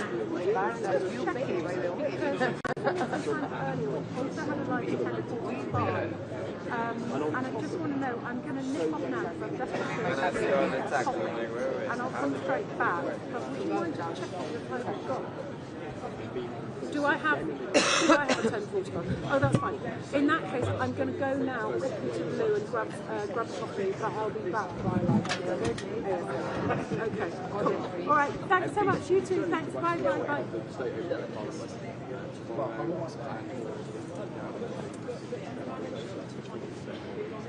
But this country is worse than in Spain, eh? Much worse. Yeah.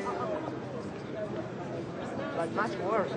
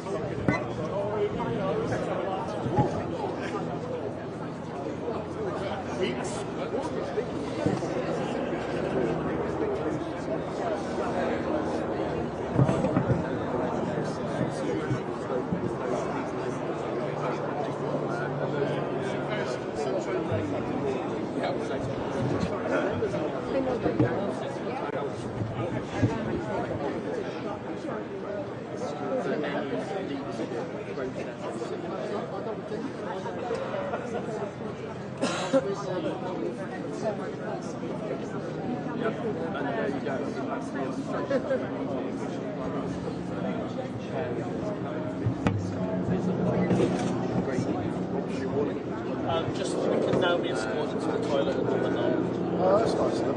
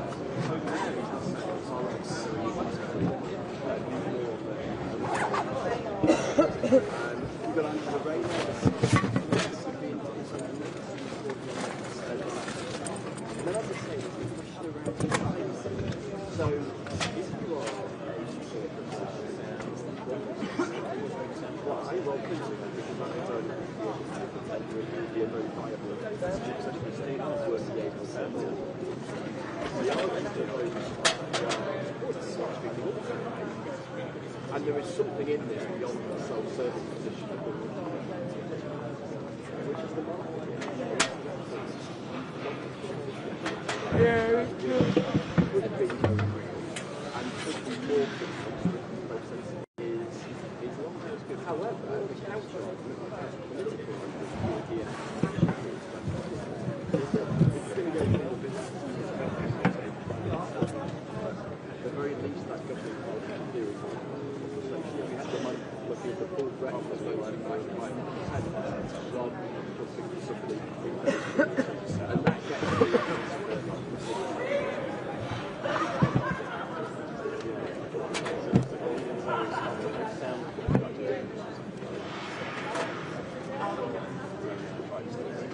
there's a lot of diary rearranging around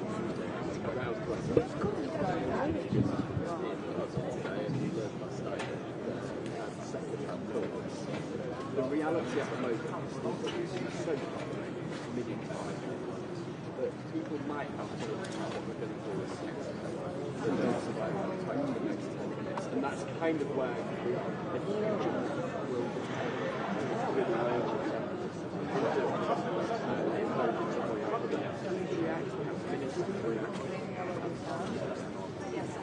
really You were prepared. I was complaining about the sun on my eyes. Not all the sun is good. I wanted to eat. I'm happy with the sun. I would have done the bread then. Yeah. Forget these live.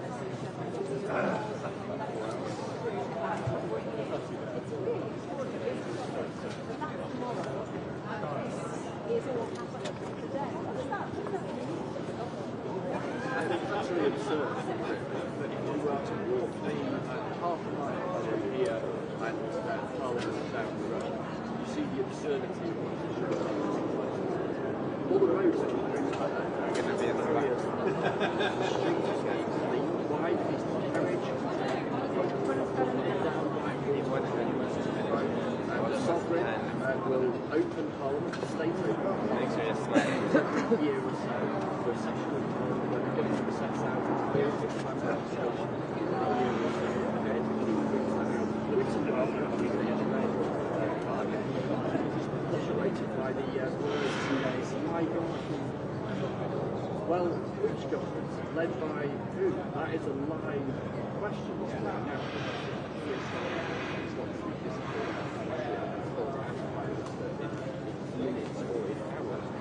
Who will be around to lead the government implement that legislation? That is totally live question. Which is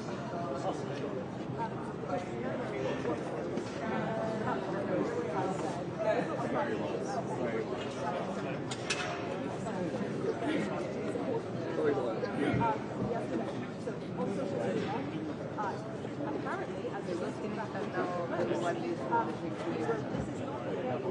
instability has consequences. Yes, we're showing that now to our this is not a thing. Instability has consequences for lives. People who Once we're in the shop. elected us less than 2 years ago, we must unite. No, they don't want these from the same thing.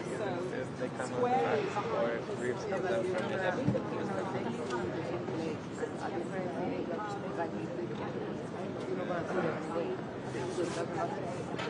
But the rest, even if they're also prepared, you're going to see them. yeah, we have a rear guard action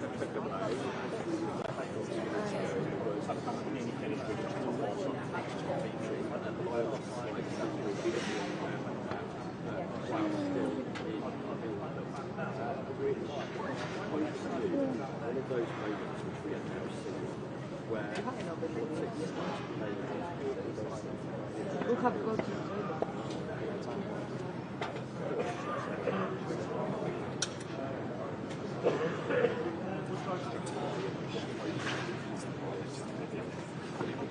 much more transparent so to say what the bottom line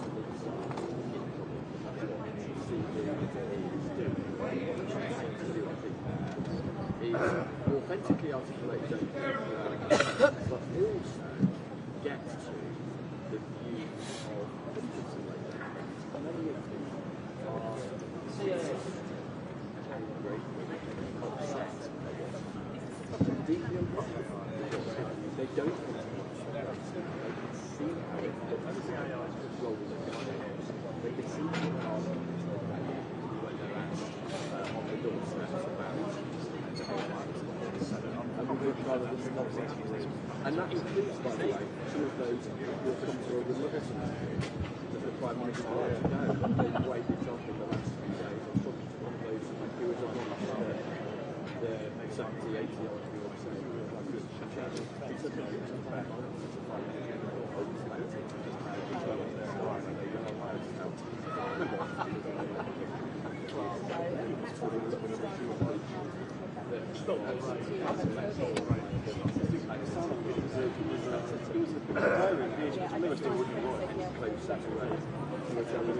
that's the reality of the kind of there was no way to language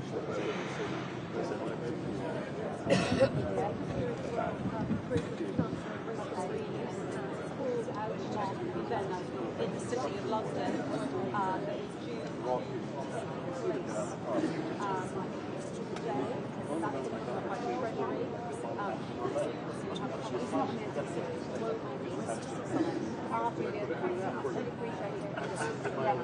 Yeah, there really is.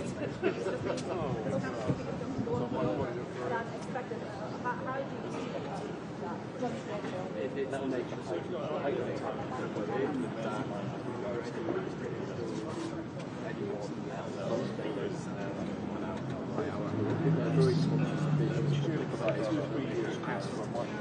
how things are or what might happen. We don't know because things might change. That's the reality of the place. I didn't want to put myself in the shoes of the Chancellor or indeed everyone else. That is completely hypothetical.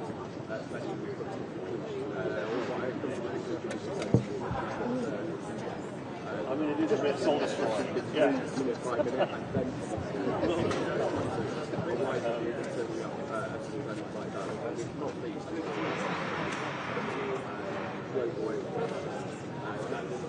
And a Chancellor who's been in police officers for the best part of the last 2 years. Yeah, I've got a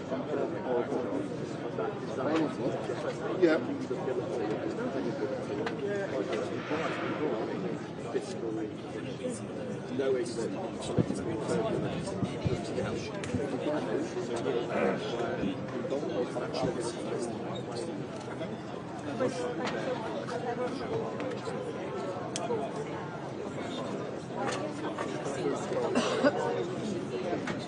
Downing Street. So that cabinet meeting continuing behind me. We saw that the Prime Minister threw down the gauntlet at the start of that meeting with his short statement to his colleagues there in Cabinet, urging them not to plunge the UK into chaos effectively. That was the gist of what he was saying.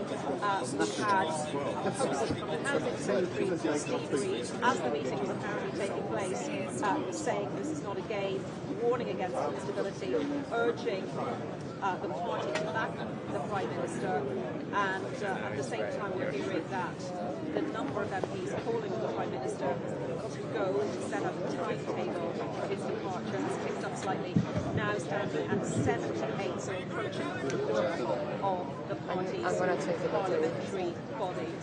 We will be back here very shortly with you in Downing Street, or very late right now, a short break around the world. And across the UK, this is BBC News.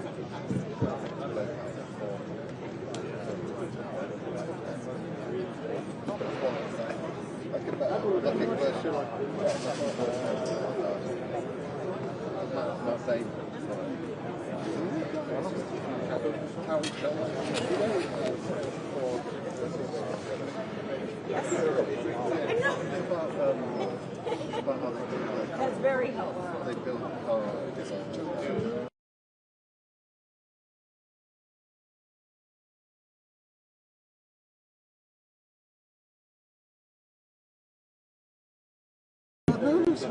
Yes, and I'm also happy with that.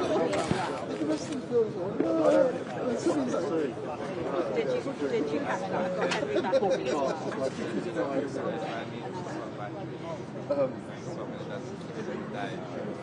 1, 2, 3, 4, 5, 6. Hang on.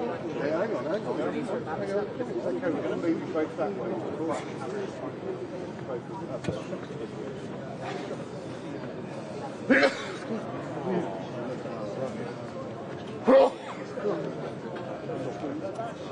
Hello and welcome back to Downing Street, which is going to be the scene of a really consequential day for politics in the UK, one way or another.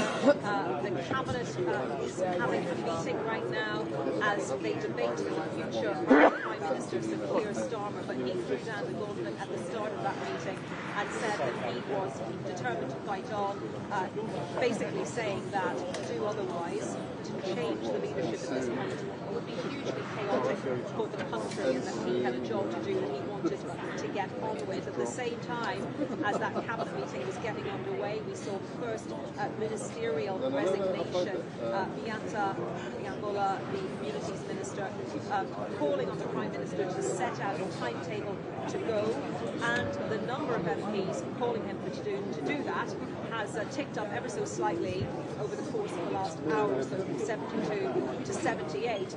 But then in the cabinet meeting itself, you had the Housing Secretary writing a post on social media saying that it would be essentially ridiculous for the party to try to change the election campaign, that it would only deliver instability. So that is a broad overview of what's been happening in the last hour or so. We just don't know what the cabinet is going to do after this. Many of them likely without having fully made up their minds, without fully having arrived at a position of what they want the Prime Minister to do. But we do know that Shabana Mahmood, Secretary, because she said this yesterday, wants the Prime Minister to set out a schedule for his departure. So he is in there really fighting for his leadership of the party, the government, the UK right now, and trying to persuade those cabinet ministers around the table to back him. Well, let's just show you some of those ministers arriving a little earlier today in Downing Street for that meeting, which is now underway. Each new arrival was greeted with a similar question from all of us waiting journalists here. So take a listen.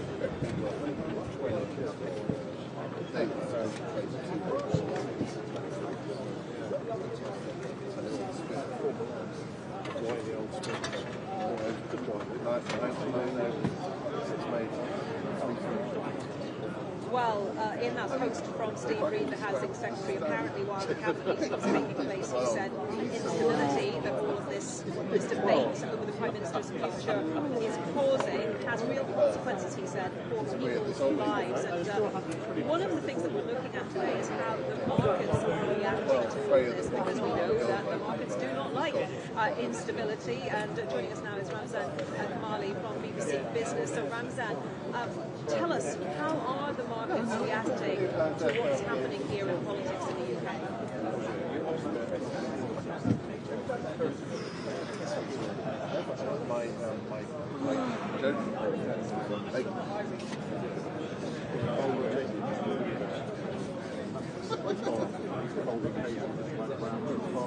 Oh yeah, that's definitely. I've got a signal. He's like, hang on, helmet.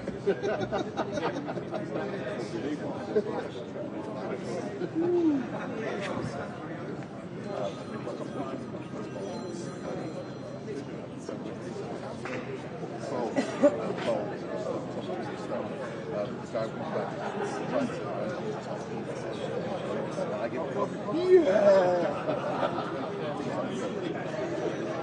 and then I just caught myself.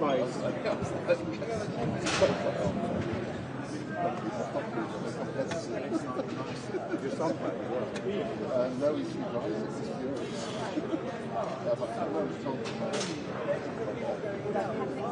No, he didn't. The top story in the fantasy.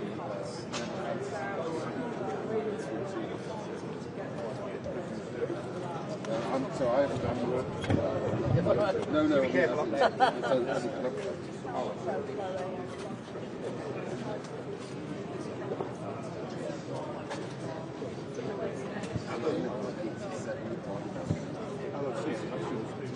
So we all have like fun. Did you get rejected? I lost it. What happened? No. Yeah. You get turned away. Why wouldn't they let you go? Too late. No.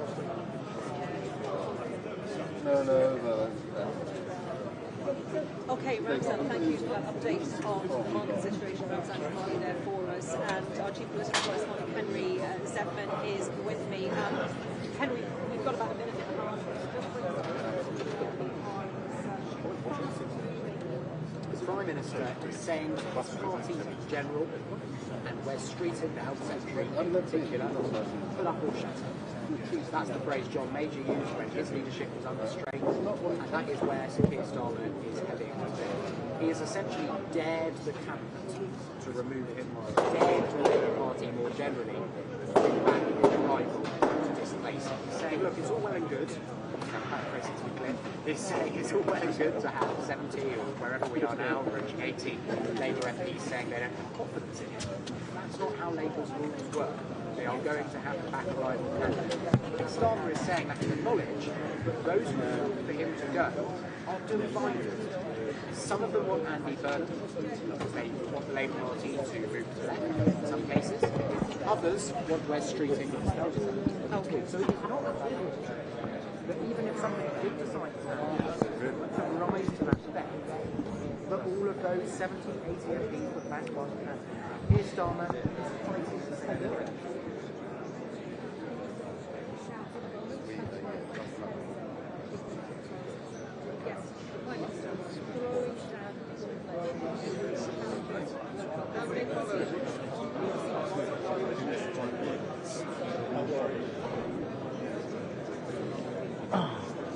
Well done, everybody. Thank you. Nolan.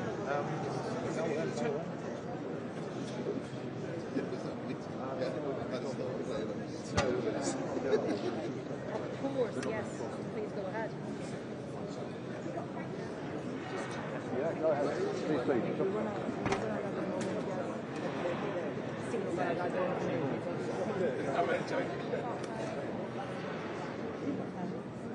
What about? You're disappearing.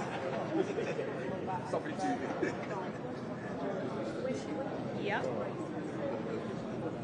This is what I'm trying to That find sounds out. good, Cameron. Yeah, yeah, sounds good. Thank you.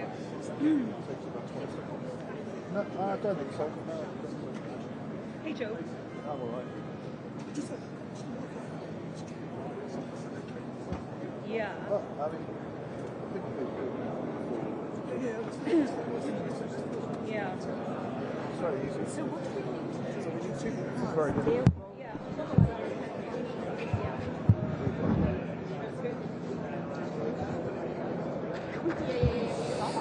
In a packet? Would that be? Yeah. Let me just ask. Okay.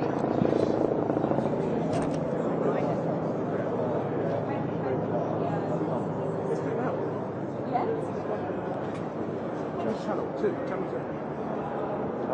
2. Yeah. Yeah. Henry said you can't see it. Sorry. I hope so. It's getting my throat. Yeah. I've got some eczema, yeah. Yeah, I think we can talk about it.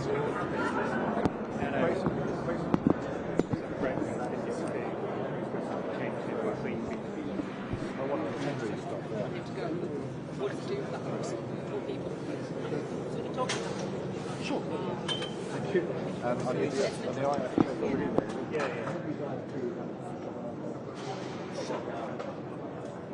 It's really subtle, isn't it? I shove it.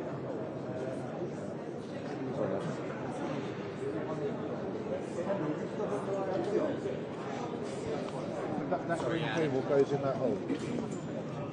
No, leave it in that end. Just stick it in that end. Yeah, go ahead.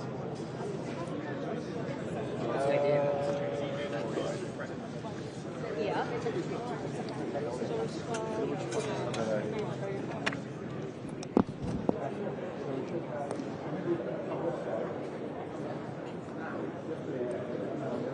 But it's not an area yet, Richard. No, just a frame shot. Frame it, yeah.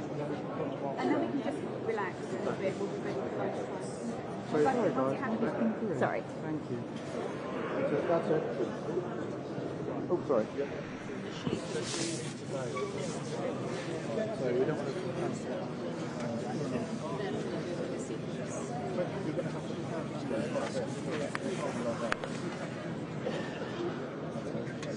You're going to have to get where you are, please. You go that way, the time is starting. And just turn to me. This is for the when we do our. I've got Cindy with number 10.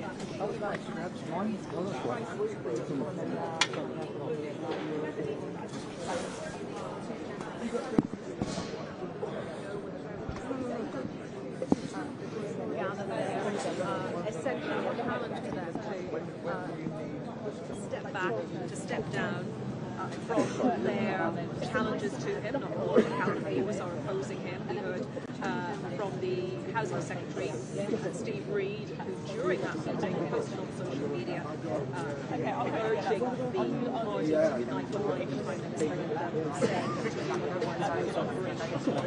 Perfect. Looks just really nice and straight and elevated. Next, how these cabinet ministers will react during that meeting. Will they come that go away? Position is obviously the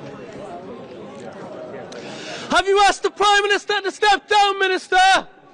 Should the Prime Minister resign? Has anyone got the guts to challenge Keir Starmer?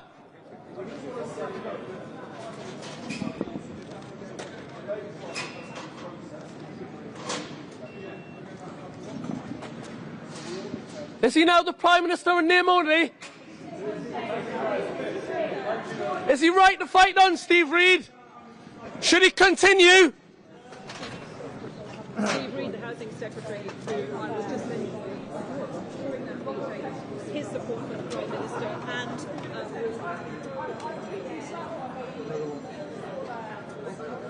Have you asked the Prime Minister to step down, Lisa Nandy? Should the Prime Minister resign? Has anyone got the guts to challenge Keir Starmer? Is it over for the Prime Minister?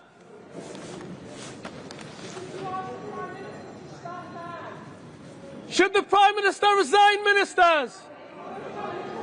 Is it over for Keir Starmer? Has anyone got the guts to challenge Keir Starmer? Is the Prime Minister in name only?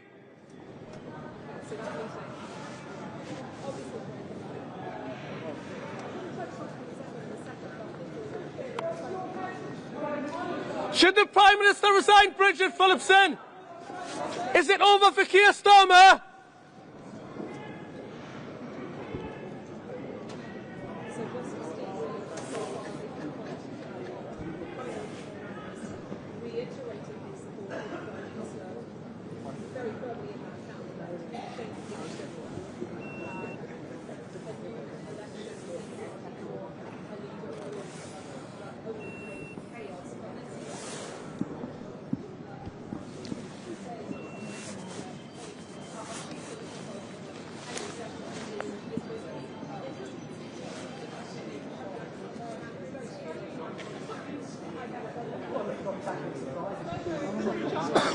You support the Prime Minister, basically. It's hard to tell over your fucking shouting. I did pause for a period, though. Oh, that's very cool. Well, you know. You started shouting when he was answering the question. Yeah. You've got to take your chance.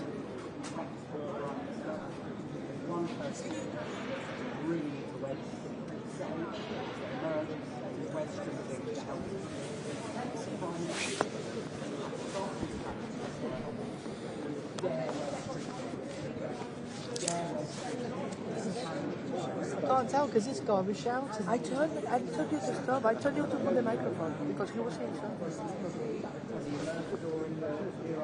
Every time you try to talk to me now, I'm going to shout over. Hey, go on. I'd like to see you beat me. Yeah, you might actually. You'll be giving us that yows from Dudley. It's always the quiet one. You're more eloquent though, Ollie. My words hit harder.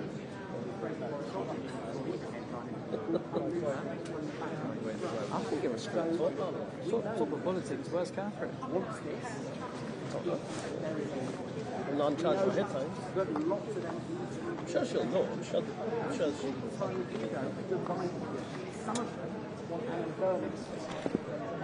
Have you asked the Prime Minister to step down, Minister? Should the Prime Minister resign, Peter Kyle?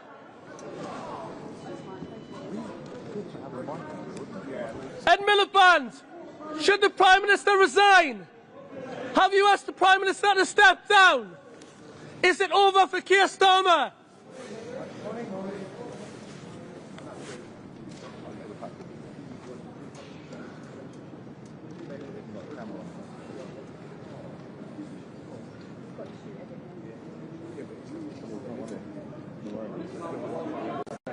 Should the Prime Minister resign, Peter Kyle? Is it over for Keir Starmer? Liz Kendall, should the Prime Minister resign?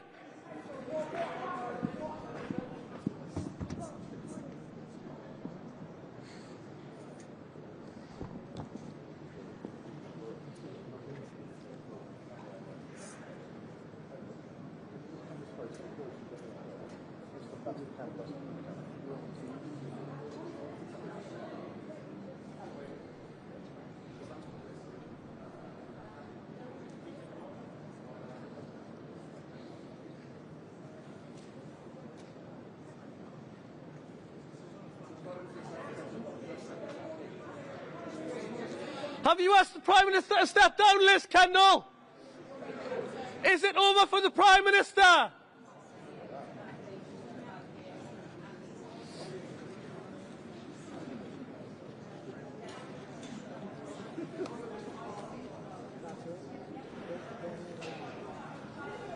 Should the Prime Minister resign, Pat McFadden?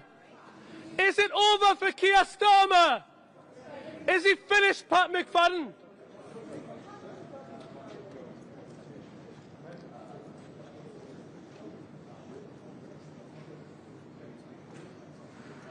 Is he Prime Minister in name only, Pat McFadden? Is his time up? Is this the end, Pat McFadden? Is he right to fight on?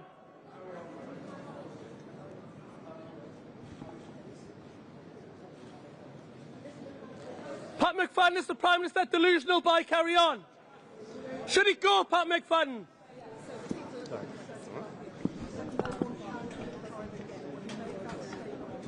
First major on this side. No one else can hear, like, some BBC or something.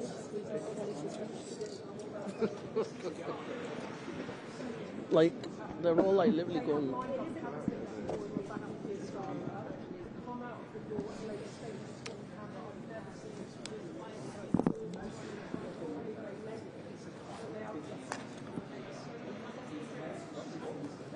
West Street and so on. We don't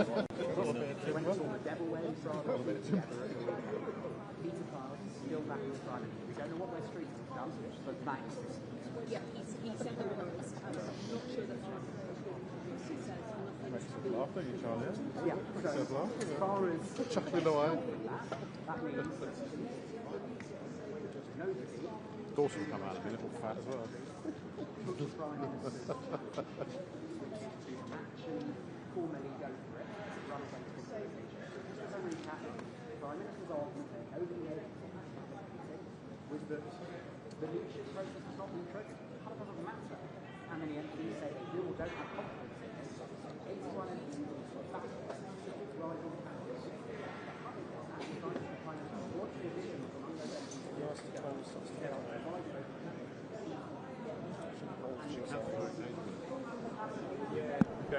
And I'll tell you how to put it back depending on what's happening tomorrow.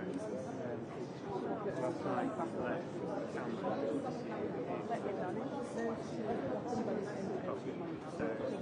my house didn't get it. We'll know by later.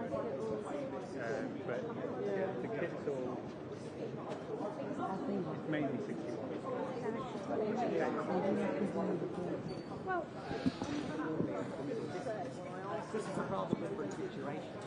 These cabinet ministers want to tell us what is going on, and the Prime Minister is going in the eyes of those commercial bodies. Look, some of them kept good. Which is a close ally in the Atabamba. Have you asked the Prime Minister to step down, Minister? Should the Prime Minister resign, Anatoly? Is it over for Keir Starmer? She's the chair of the Labour Party. Yes, we've heard that from quite a few. We're getting on with the job. And I just wonder, should I put this in or should I put this in? On those.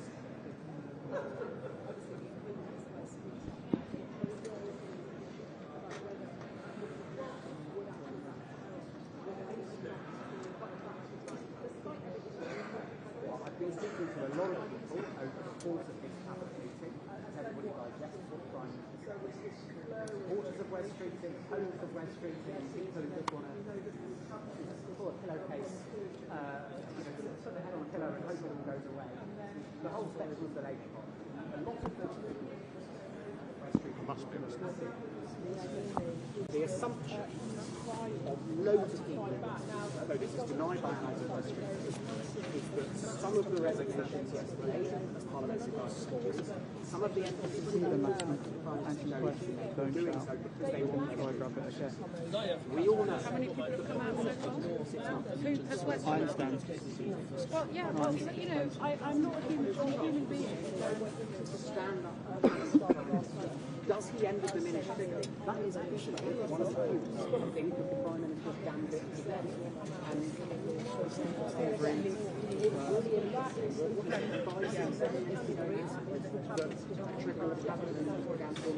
Where's one? Please, Steve, Pat? No, I can't hear. To resign, I don't know. To tell him to be sorry. I mean, we really don't know. This is a Can't hear anything. fascinating. Who are the one speaking?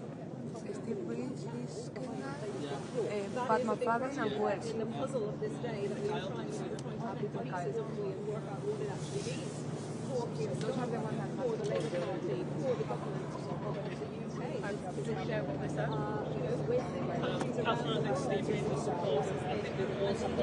Well, yeah, Steve Reid was tweeting. No, I can't hear anything. I can't hear anything.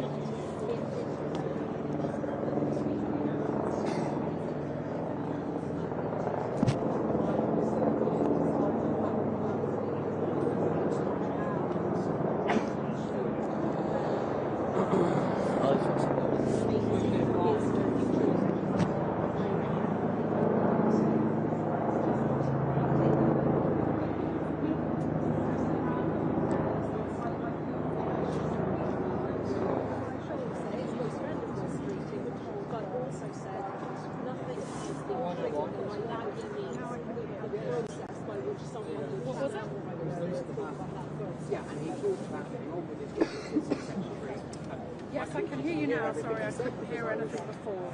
This bit of the scrum, the clear indication I took from it. Thank you. Broadcast studios supporting the Prime Minister just yesterday morning. But Peter Tubb is West Street's best friend in politics. So that is quite a significant division between the intention if you don't know what West Street is. That's significant. We also have Peter Green, close ally of the Prime Minister, posted on it.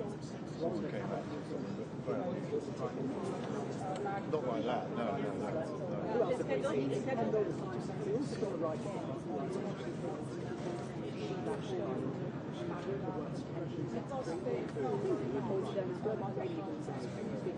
I think he said, yeah, I'm pretty sure he said, you know, we're getting on with the job. Getting on with the job again. He did not say it. That's interesting. Potentially, it might not be, but we're in creative situation here where we go to the Ed Miliband, the energy nobody will need to be reminded, but I can do it anyway. Former leader of the Labour Party from 2010 to 2015, beat one Andy Turner. Miliband, I mean, there's been reports in the past few weeks that Miliband, all these elections suggested that the line was Miliband is not going to be very strict. It is, and he would want a different outcome than any group. So both ministerial allies this morning, just before this happened, in the first minister to resign from the government. Yeah, and just to recap a little bit more what Keir was saying, as we mentioned, she said nothing has been triggered in terms of a leadership challenge. She also said it's about to go to Christmas. Working really big issues in place.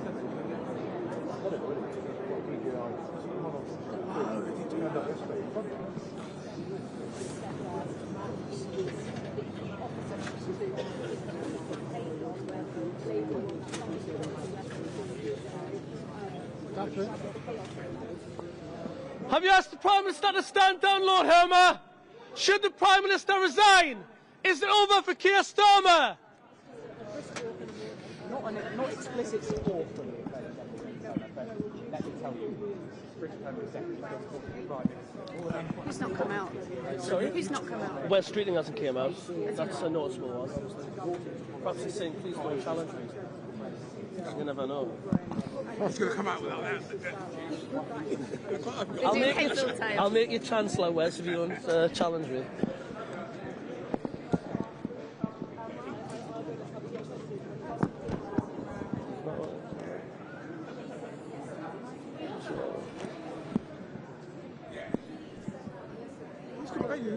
Oh, they're just happy about it. They're not happy about it. Who's not happy? Oh, because I can hear all of those little things. Well, they should come down here and see for themselves. I've lost the Prime Minister, stand down, Minister.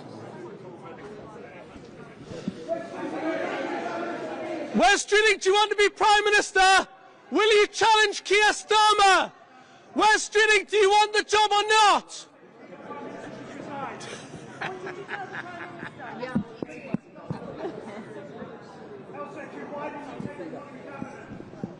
Are you measuring the curtains, Mr. Streeting?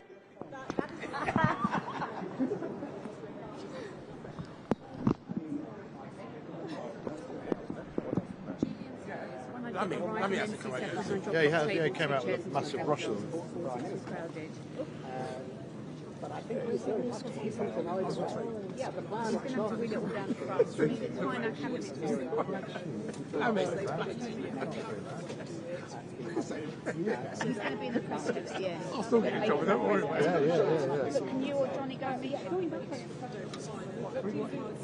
Taking chairs.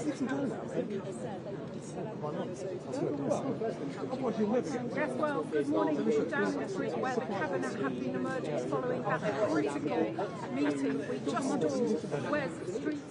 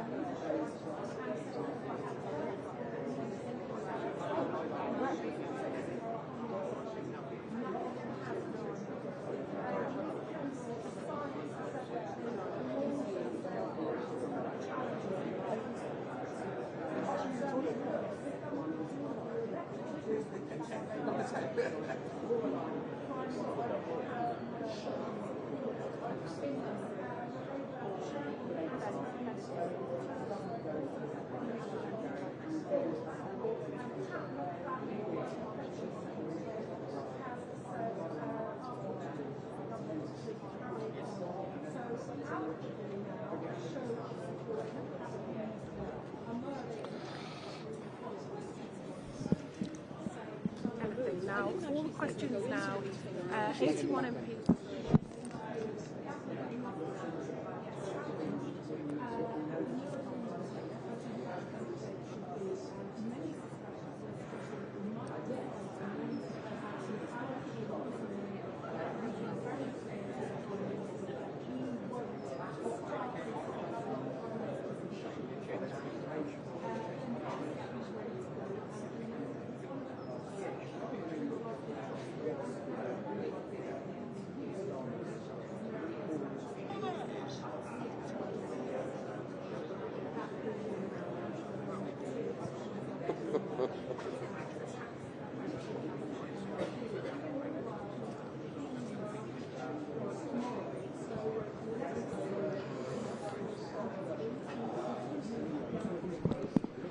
Or there could be a pause for rejecting the King's speech and the Prime Minister still in office. At the moment, simply no one knows. That was repeated by others to us. The nonsense was concerned about the rate of process actually actually legal and illegal immigration and so we need to So she's really been front and centre of the Labour Party's attempt to deal with immigration, irregular immigration.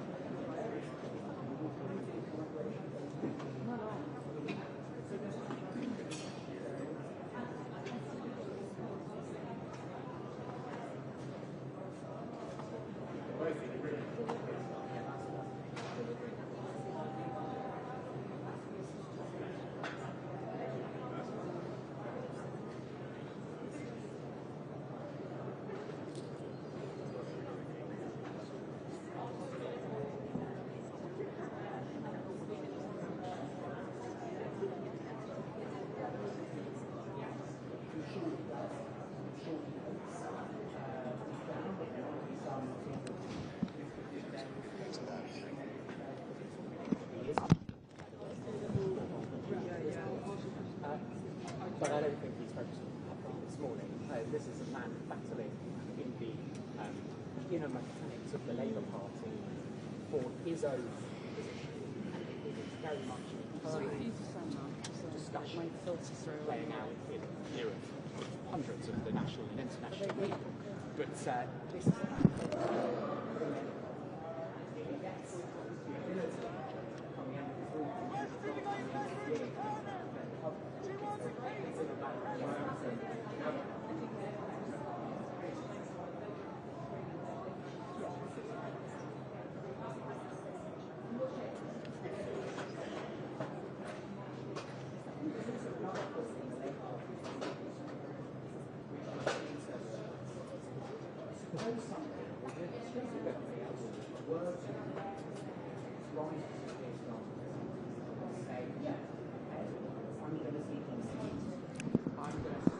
the backing of 81 Labour MPs to take you, Keir Starmer, on for the leadership. Keir Starmer doesn't need 81 MPs. Keir Starmer, as the sitting leader of the Labour Party, is automatically on the ballot. So we could well end up with a situation here where Keir Starmer fights a leadership election among the Labour Party members against West Streeting, Angela Rayner, whoever, Labour.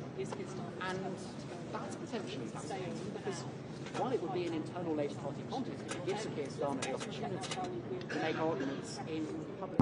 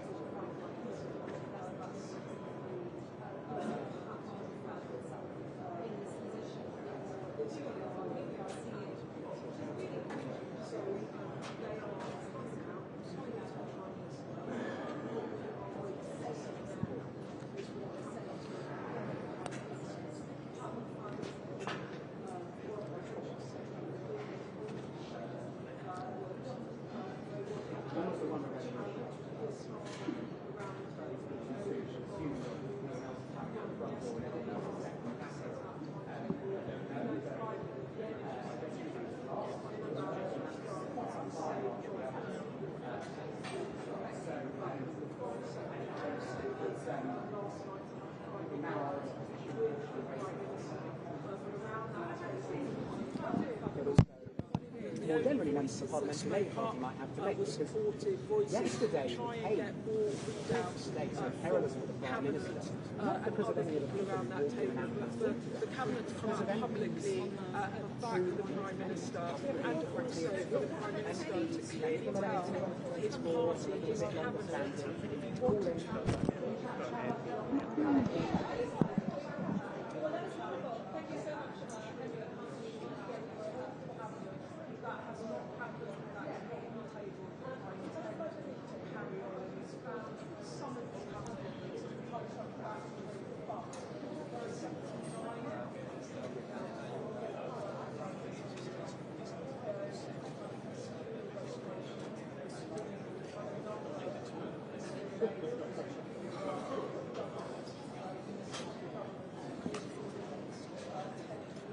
It's Baroness Jenny Chapman.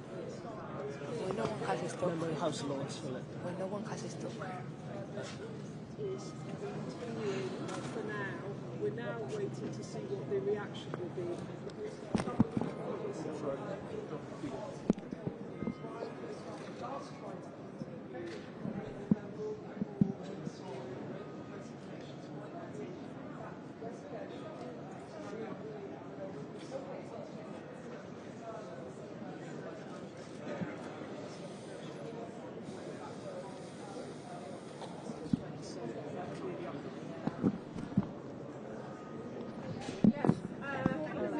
Coming out making supportive noises about the Prime Minister, all except for Wesley Streeting.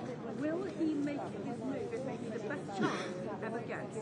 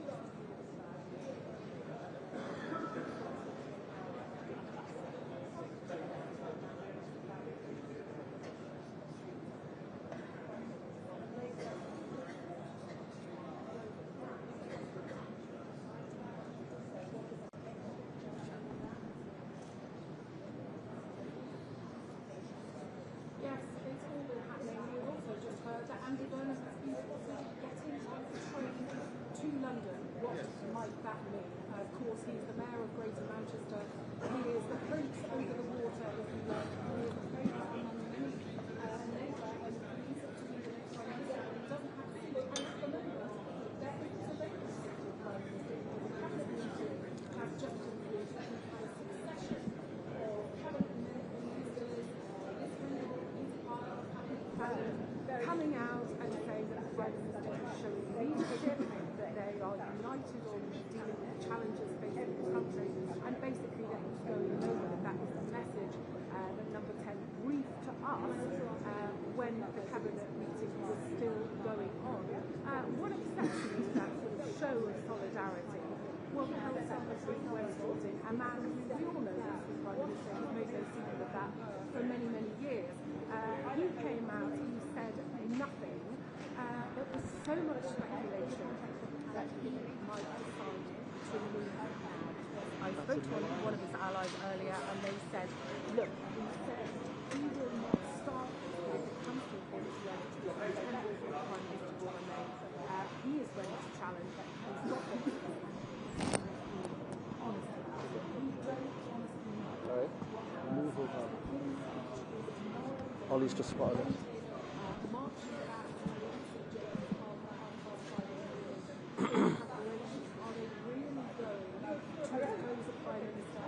This point in time,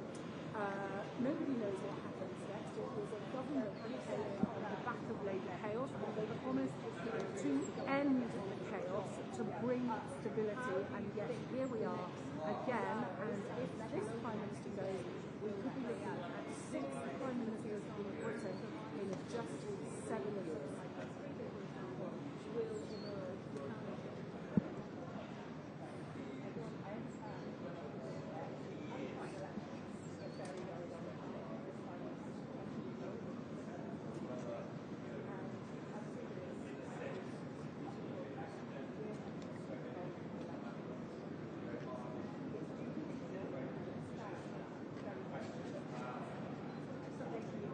Well, yes, but no, because basically, yes, he's in the best position, and if Burnham doesn't have a seat, that would take lots of weeks, even if somebody stood down by election, even if it ends up changing their rules, might be a contest that would rule him out, but there is no way. Baroness Chapman, is the game over for this Prime Minister? Should the Prime Minister resign? Is it right that he fights on, Baroness Chapman? There is no way Will anyone challenge the Prime Minister?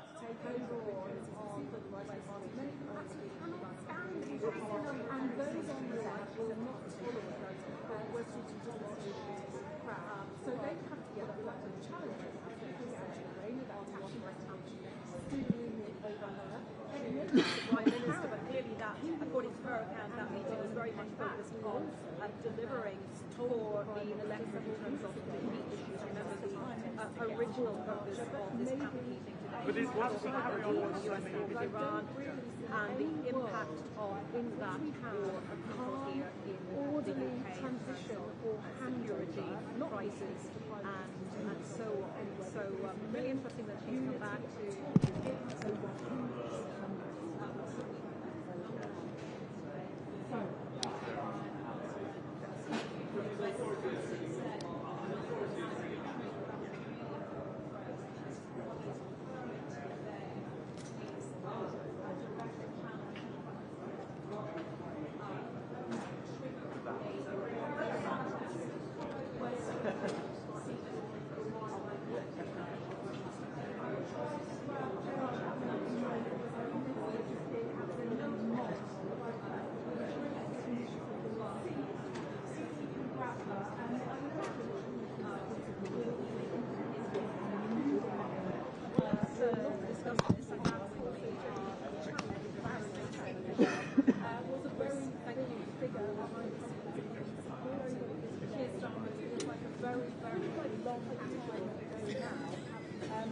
when he became the leader of the Labour Party.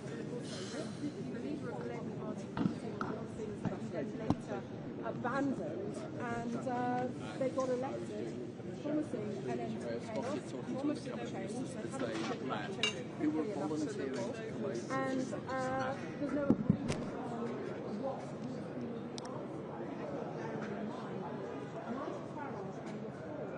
campaigned in the elections and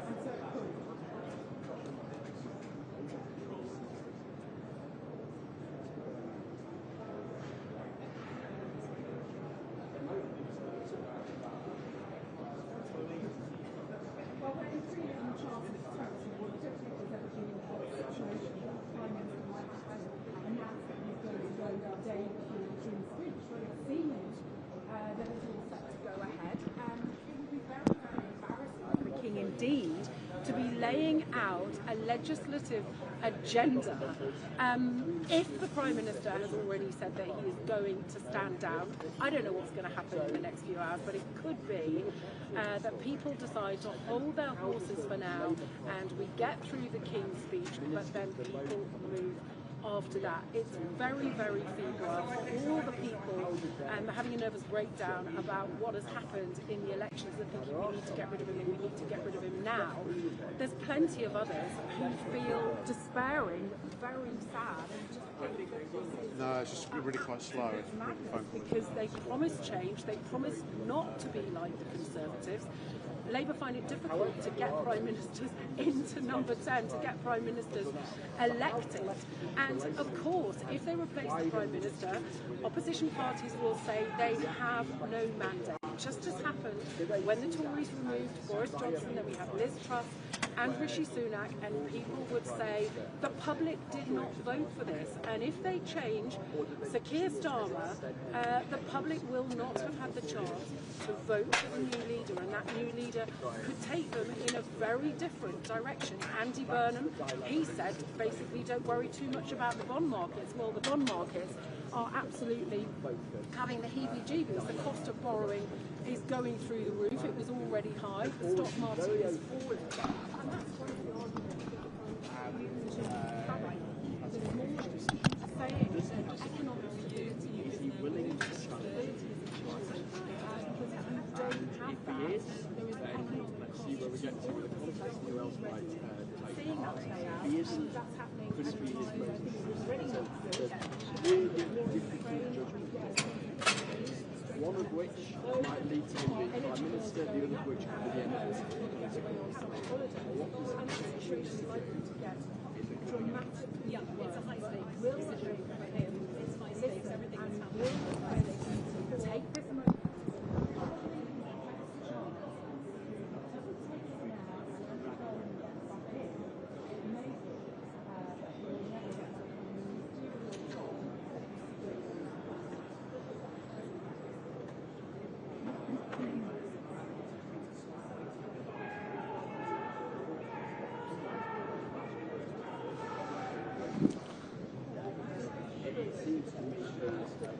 Yes, that's right.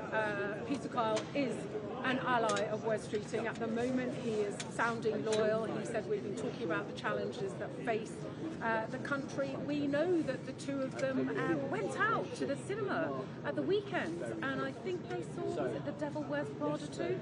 I think they did. So they were asked the other day what had been discussed, and Peter Kyle said, well, we always discuss the state of the world and the leadership, but sort of intimated that they hadn't discussed the Prime Minister specifically, owed to have been a fly on the wall.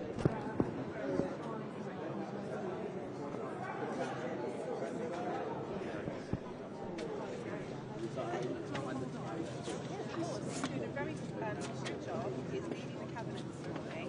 He's making decisions.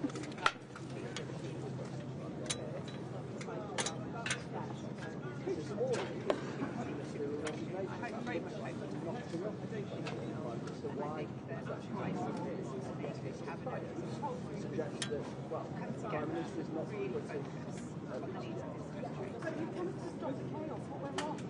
we will stop Baroness Chapman is saying that they will stop the chaos. Well, that is her optimistic view, but it does feel like the chaos, frankly, is already here.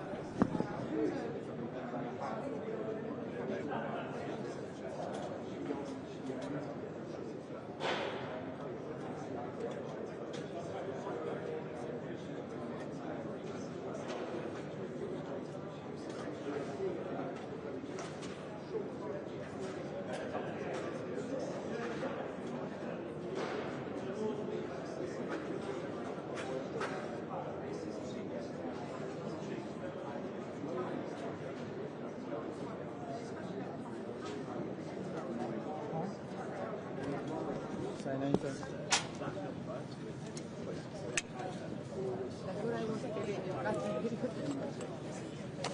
I was like, since we found it. Do you know what? Thank you. But tell me when they can't hear me. Ollie, can you turn off the volume of the mic? Can they hear me? Can you put the microphone? It's Natalie.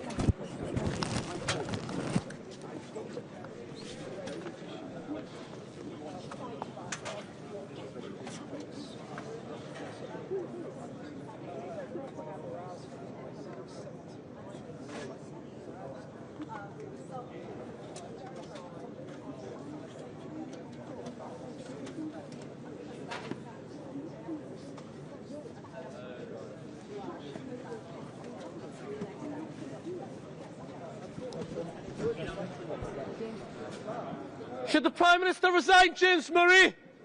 Is this the end of the road for Keir Starmer?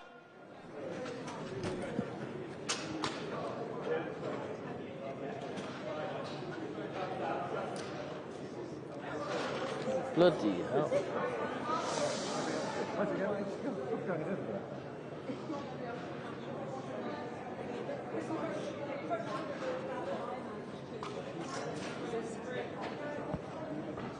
Should I? To pick up on the question that you asked at the moment, obviously Lily there, the Chief Secretary of Treasury, the Chancellor's Deputy, there's so many people in education. It's a period of intense discussion. Then, the first so it's a trial that do that because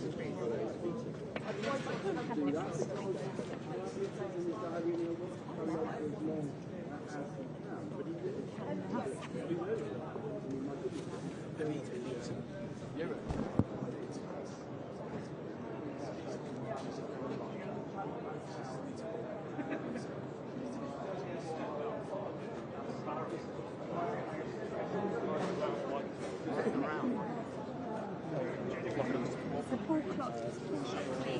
No, I'm speaking to Pat on my desk now, Pat the format, and I've said, do you want us to stand down?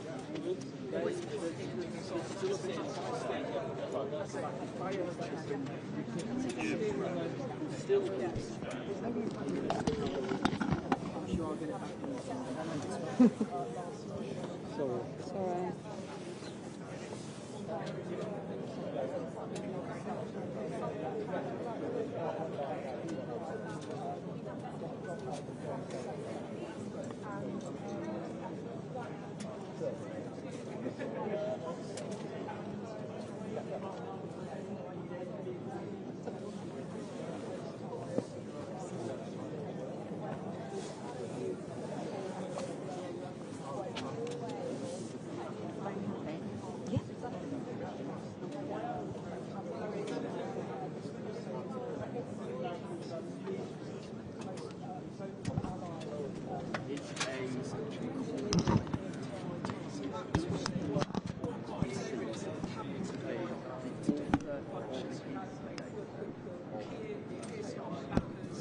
and he believes that the leadership challenge would be exactly that. And had he been in a scenario where an elector is being threatened, it seems so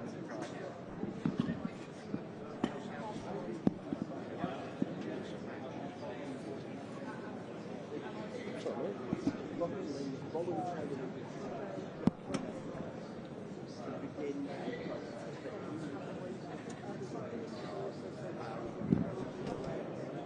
Alright, this guy? Alright?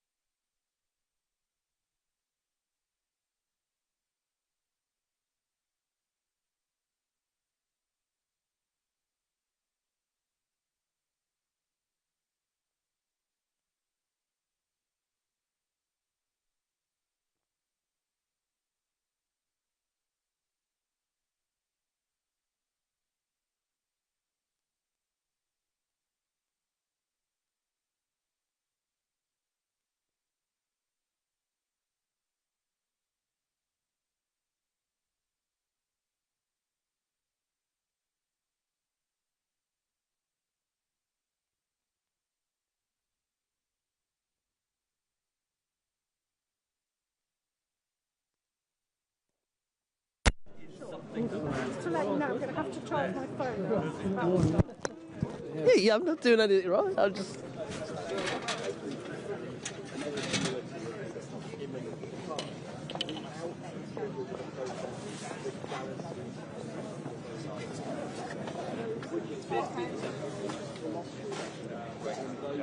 Through the gods.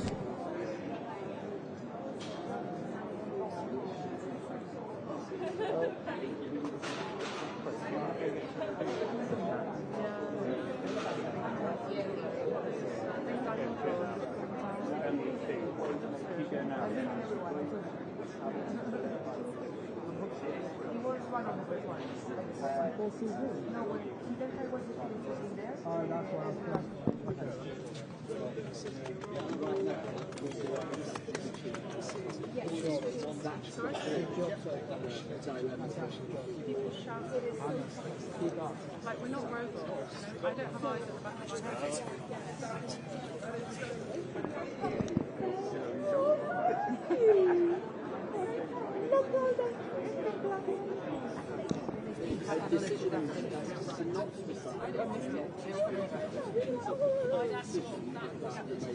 Yes, they have. Are we done here? Stay a touch longer to be safe. I agree.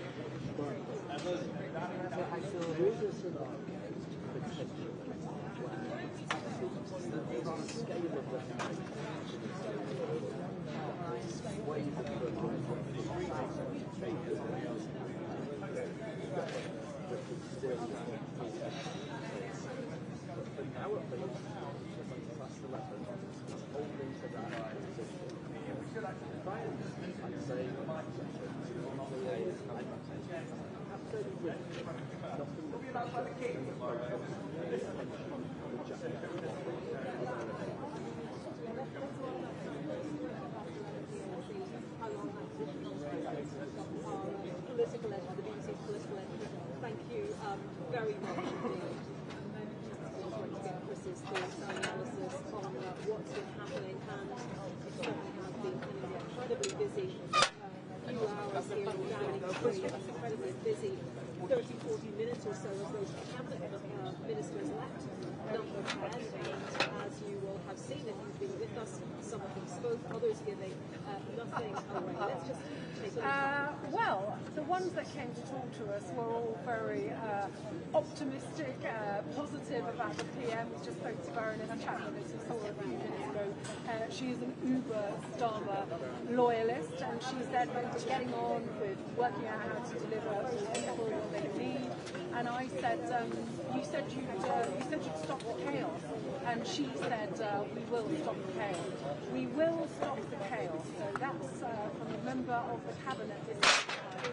Although it feels very much like the chaos is very much already here. Clearly she, and there are others in the cabinet too, feel that this is not the time to change leader, not least because Westminster is getting ready for tomorrow to lay out the government legislative agenda for the next term. But I think what happens after how they could be critical. Westminster is today very, very tight meetings, giving nothing away.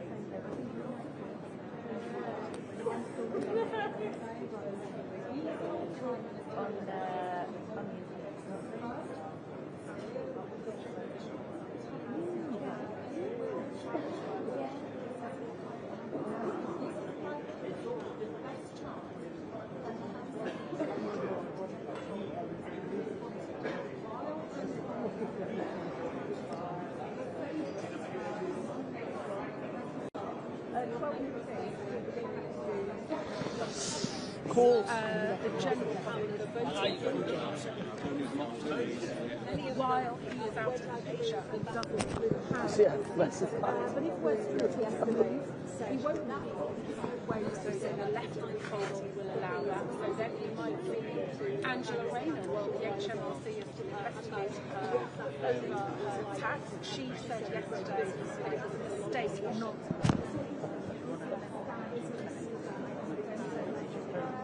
Yeah.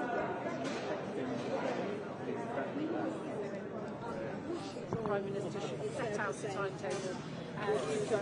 He apparently do top job. But again, people not just going to sit aside and let West Streeting want into Downing Street. But of course, we are getting manipulated ahead of that. Current Prime Minister is going to have nothing going triggered the words of another Minister, Keir Starmer, who came out and stated no leadership challenge has been triggered. Well, joining me now is Professor John Tom, Professor of Politics at the University of Liverpool. Thank you very much, John, for joining us here on BBC News. I think we need to sort of all take a collective breath and reflect on what's been happening here over the last few hours. Just give us your initial thoughts. On the culture chat as well, you should do.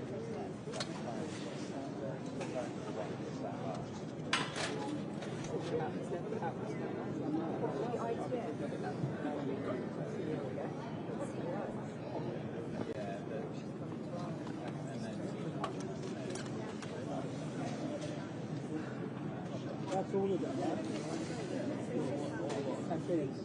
Oh, I think so. I think it's which wins a bit backwards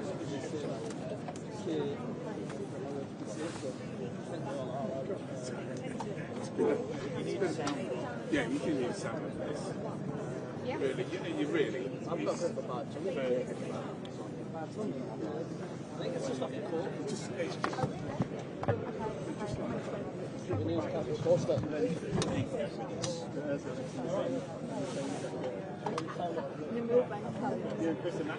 know we are. We got ready this morning last night. This is one.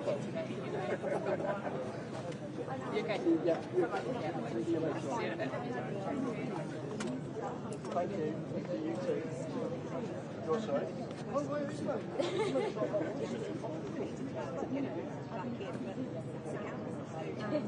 Yorkshire tea, I like.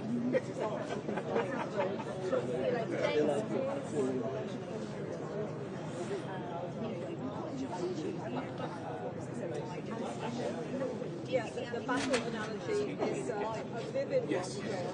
Yeah, around 80 MPs are calling for the Prime Minister to go. But I think it's important to reflect that it doesn't mean that Julian's writing about would coalesce around West Streeting as a potential challenger, would they?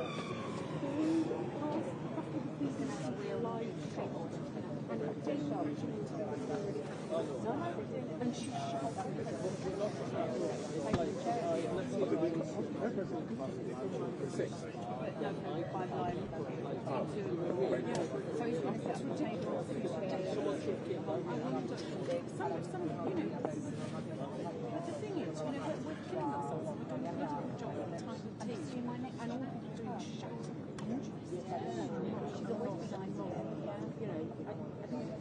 I've got a point. I've worked in mind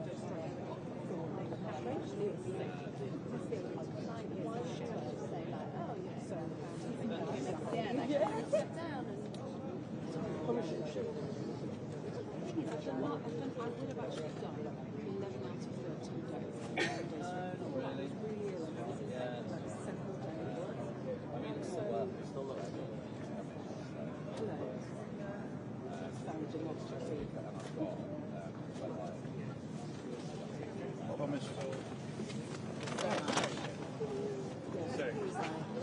Yeah. They do a dance as well. They normally do, don't they? Would you like Hello?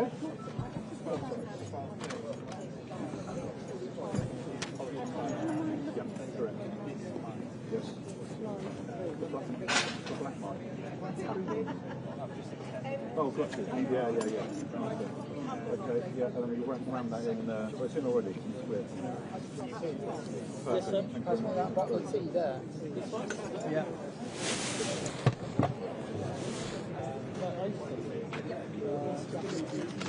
John, we're very nearly out of time. Briefly, how damaging is this for Labour ahead of the King's speech tomorrow when it sets out its parliamentary programme for the year?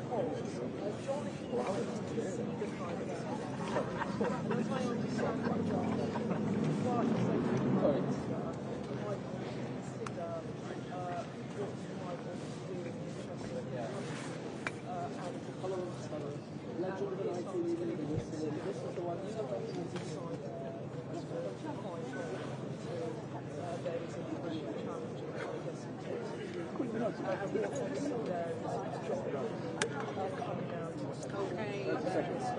John, thank you very much. Professor John Tongue from the University of Liverpool there with his thoughts on, I mean, yeah, we were very fast-moving few hours here in Downing Street. The cabinet meeting is over. Some ministers are coming out.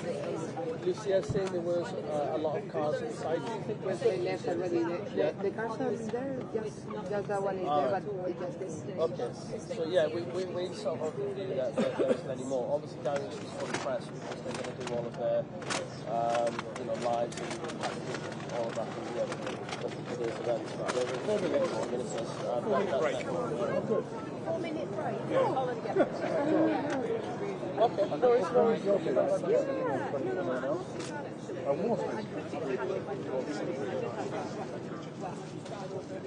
Right, 6 and 10 are definitely down here. Sophie at 6, Fiona at 10. Yeah, I just want to make a couple of observations. First of all, I'm working 9 days straight. Yeah. 4 o'clock for the last 2 days. I am We're not going to need both. this is I'm not supposed to. I can't present. So, this is taking over. So I did it. That was Yeah. Okay, you stand up at the meeting. Brilliant. Okay. 12 to 2. So, Yes. Oh. I do not have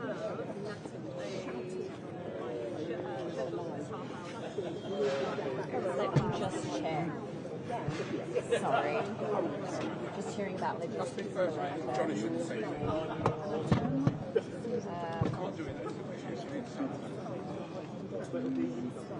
I'll give them a wave in the gallery, see if anyone can tell me.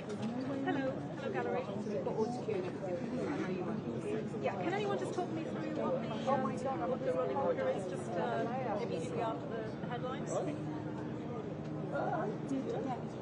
It's an interesting day. I'm on my own. Yeah, we did. All of the Preston, Steve Reed, Here it is. I've got it. Kyle came across, Kendall came across as well, 5 or 6 hours.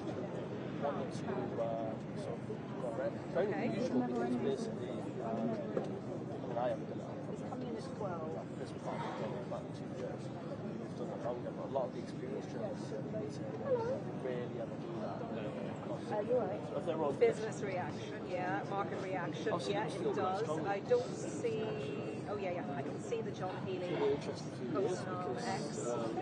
It's not kind of stopped. So, well, the private sector is right.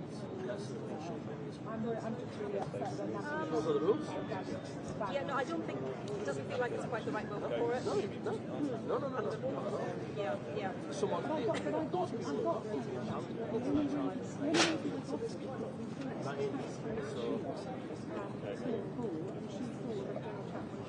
that's the thing with prime ministers. Prime ministers are powerful in the majority. So it's not easy to just remove prime ministers. Sorry, just fixing my mic, which just popped off. I think I've got it. Is that sounding okay? Is that all right? Just reposition the mic. Happy with time? Great, thank you. That's a huge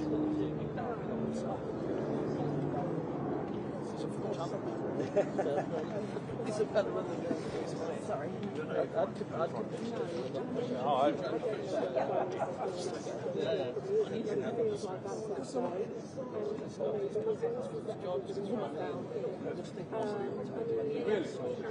Really? Yeah, as soon as you need to get the shot, it's quality. I mean,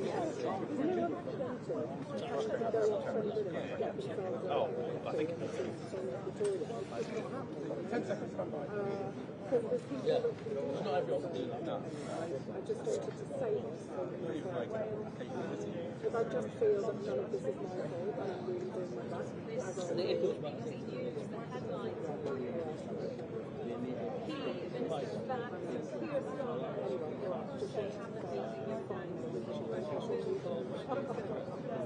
Yeah, I'll also the team. Like, someone really needs to tell me what the team is going to say. I am What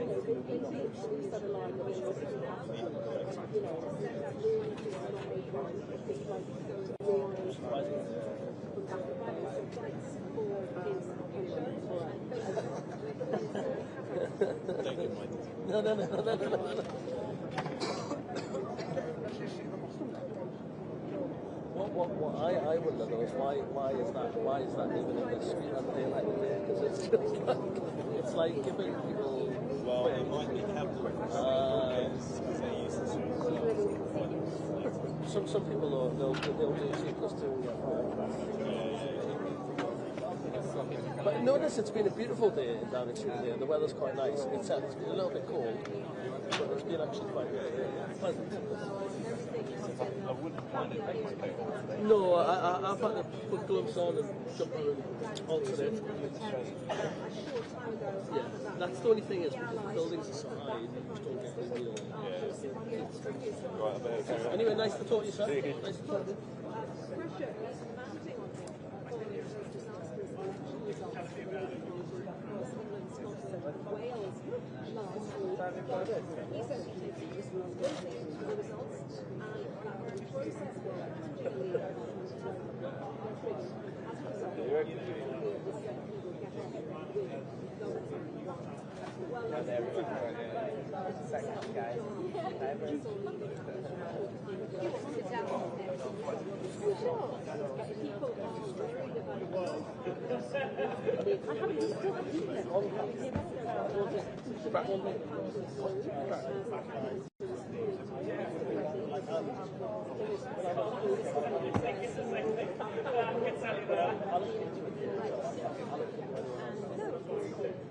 Well, you should have had someone brought that.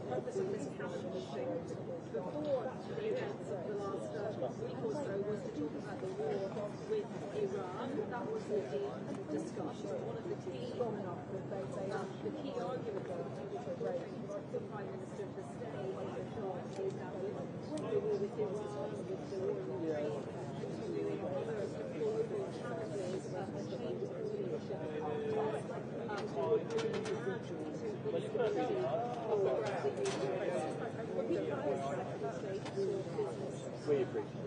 Right, we say she's got plenty of fans. There's some guy yelling. No, that was me. I was that. I do accept you. It's alright. He does a sterling job with the yelling. I wonder why I get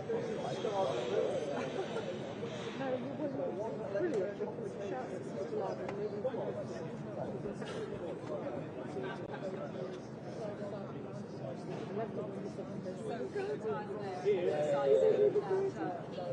Mind you, I'm still as well.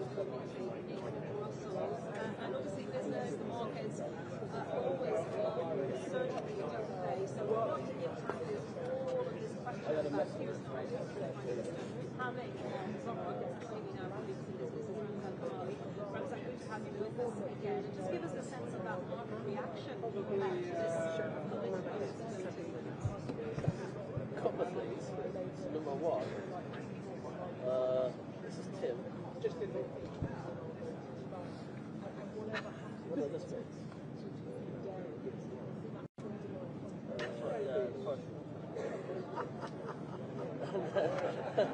And then Lewis.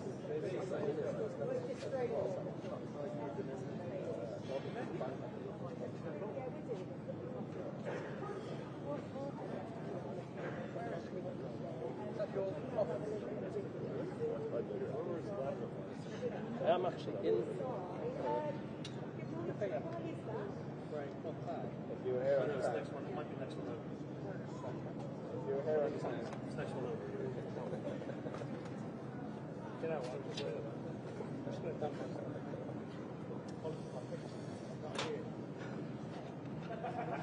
How are you? It's standing out there for a while. It's much colder.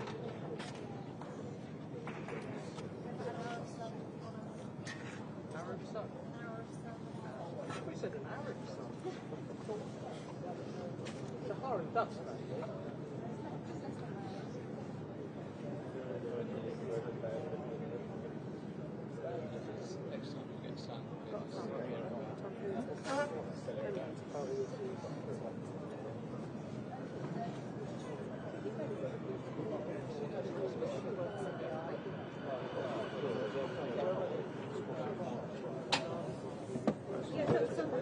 That's fine. I'll stop this one.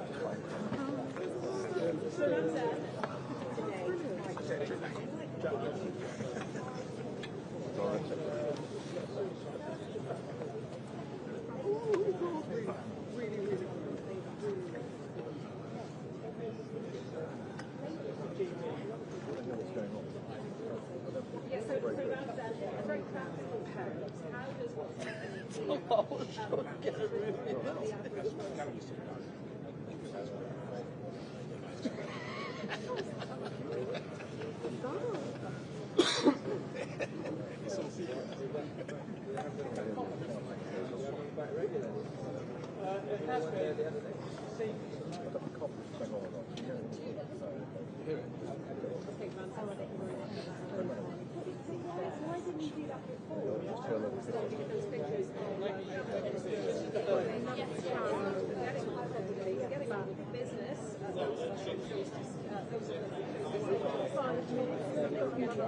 Hi, Mark, you alright? No, I just basically said that if we have some members legislative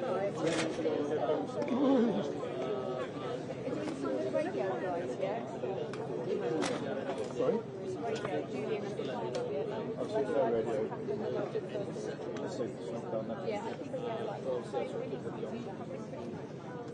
What's the just empty? So basically, you've got so we did actually start two sort of possibly three. We only need one or two more. And you just start with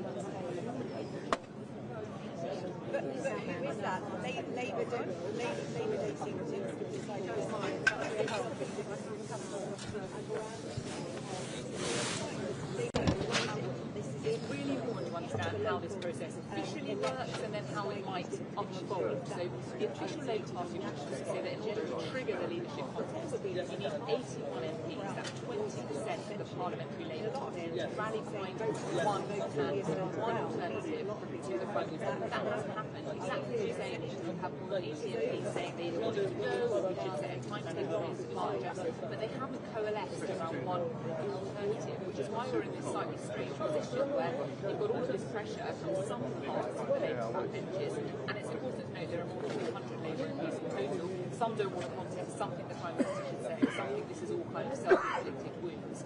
But you can clearly see there's a lot of unrest, but they haven't reached that threshold yet to come out with kind of one possible alternative. The other thing that could happen in this situation is that the pressure within the government becomes too much, because if the Prime Minister Got a bit more, huh? which is why it is so interesting.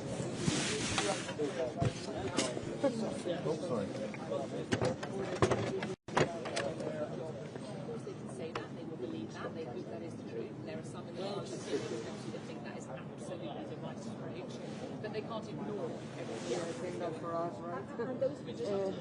What I was going to tell you, can I come back to Paddington to just do for tomorrow, like all of the stuff? Because we need like quite a lot, it's going to be like the program. Yeah, it feels like a very fast-moving situation at the moment. I've just been over in the Houses of Parliament trying to chat with MPs to get a sense of how they're feeling. Yeah, exactly. And we've heard this argument from some now, including the Defence Secretary John Healey, who's just put out this message on social media, effectively saying there's a lot of global instability But I need to take something to come in the street, or we don't want to do that. Well, it can't John, there are other institutions that are doing the same. look, this is unacceptable. You know, you've got so many people who've publicly gone over the top of this for us to have. They don't think that the Prime Minister is the right guy for the job. That we are now in a period of instability, whichever way you cut it. So, you know, we might as well crack on and try and get some sort of resolution to this.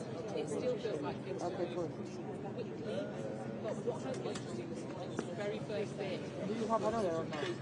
Wow, it's a cabinet meeting, what's going to happen? But then, no, because Mark told me that he was gonna, I can stay there because Mark told me he was gonna bring me because he's coming tomorrow. Or I do that alone and he comes here.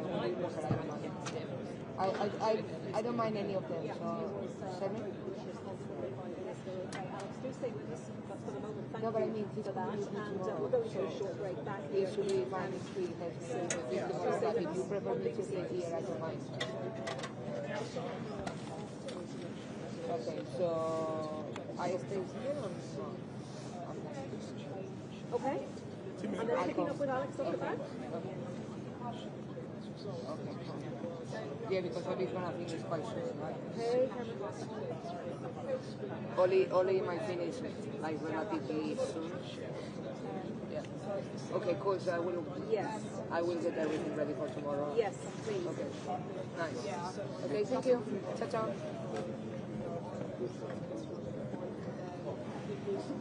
Okay.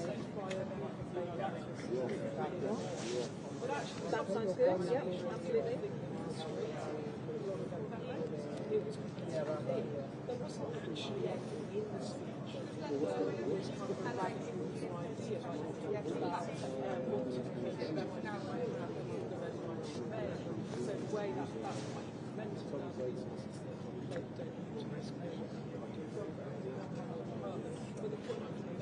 There wasn't a big rather than that speech. I think that's going back to what you just said about the administration.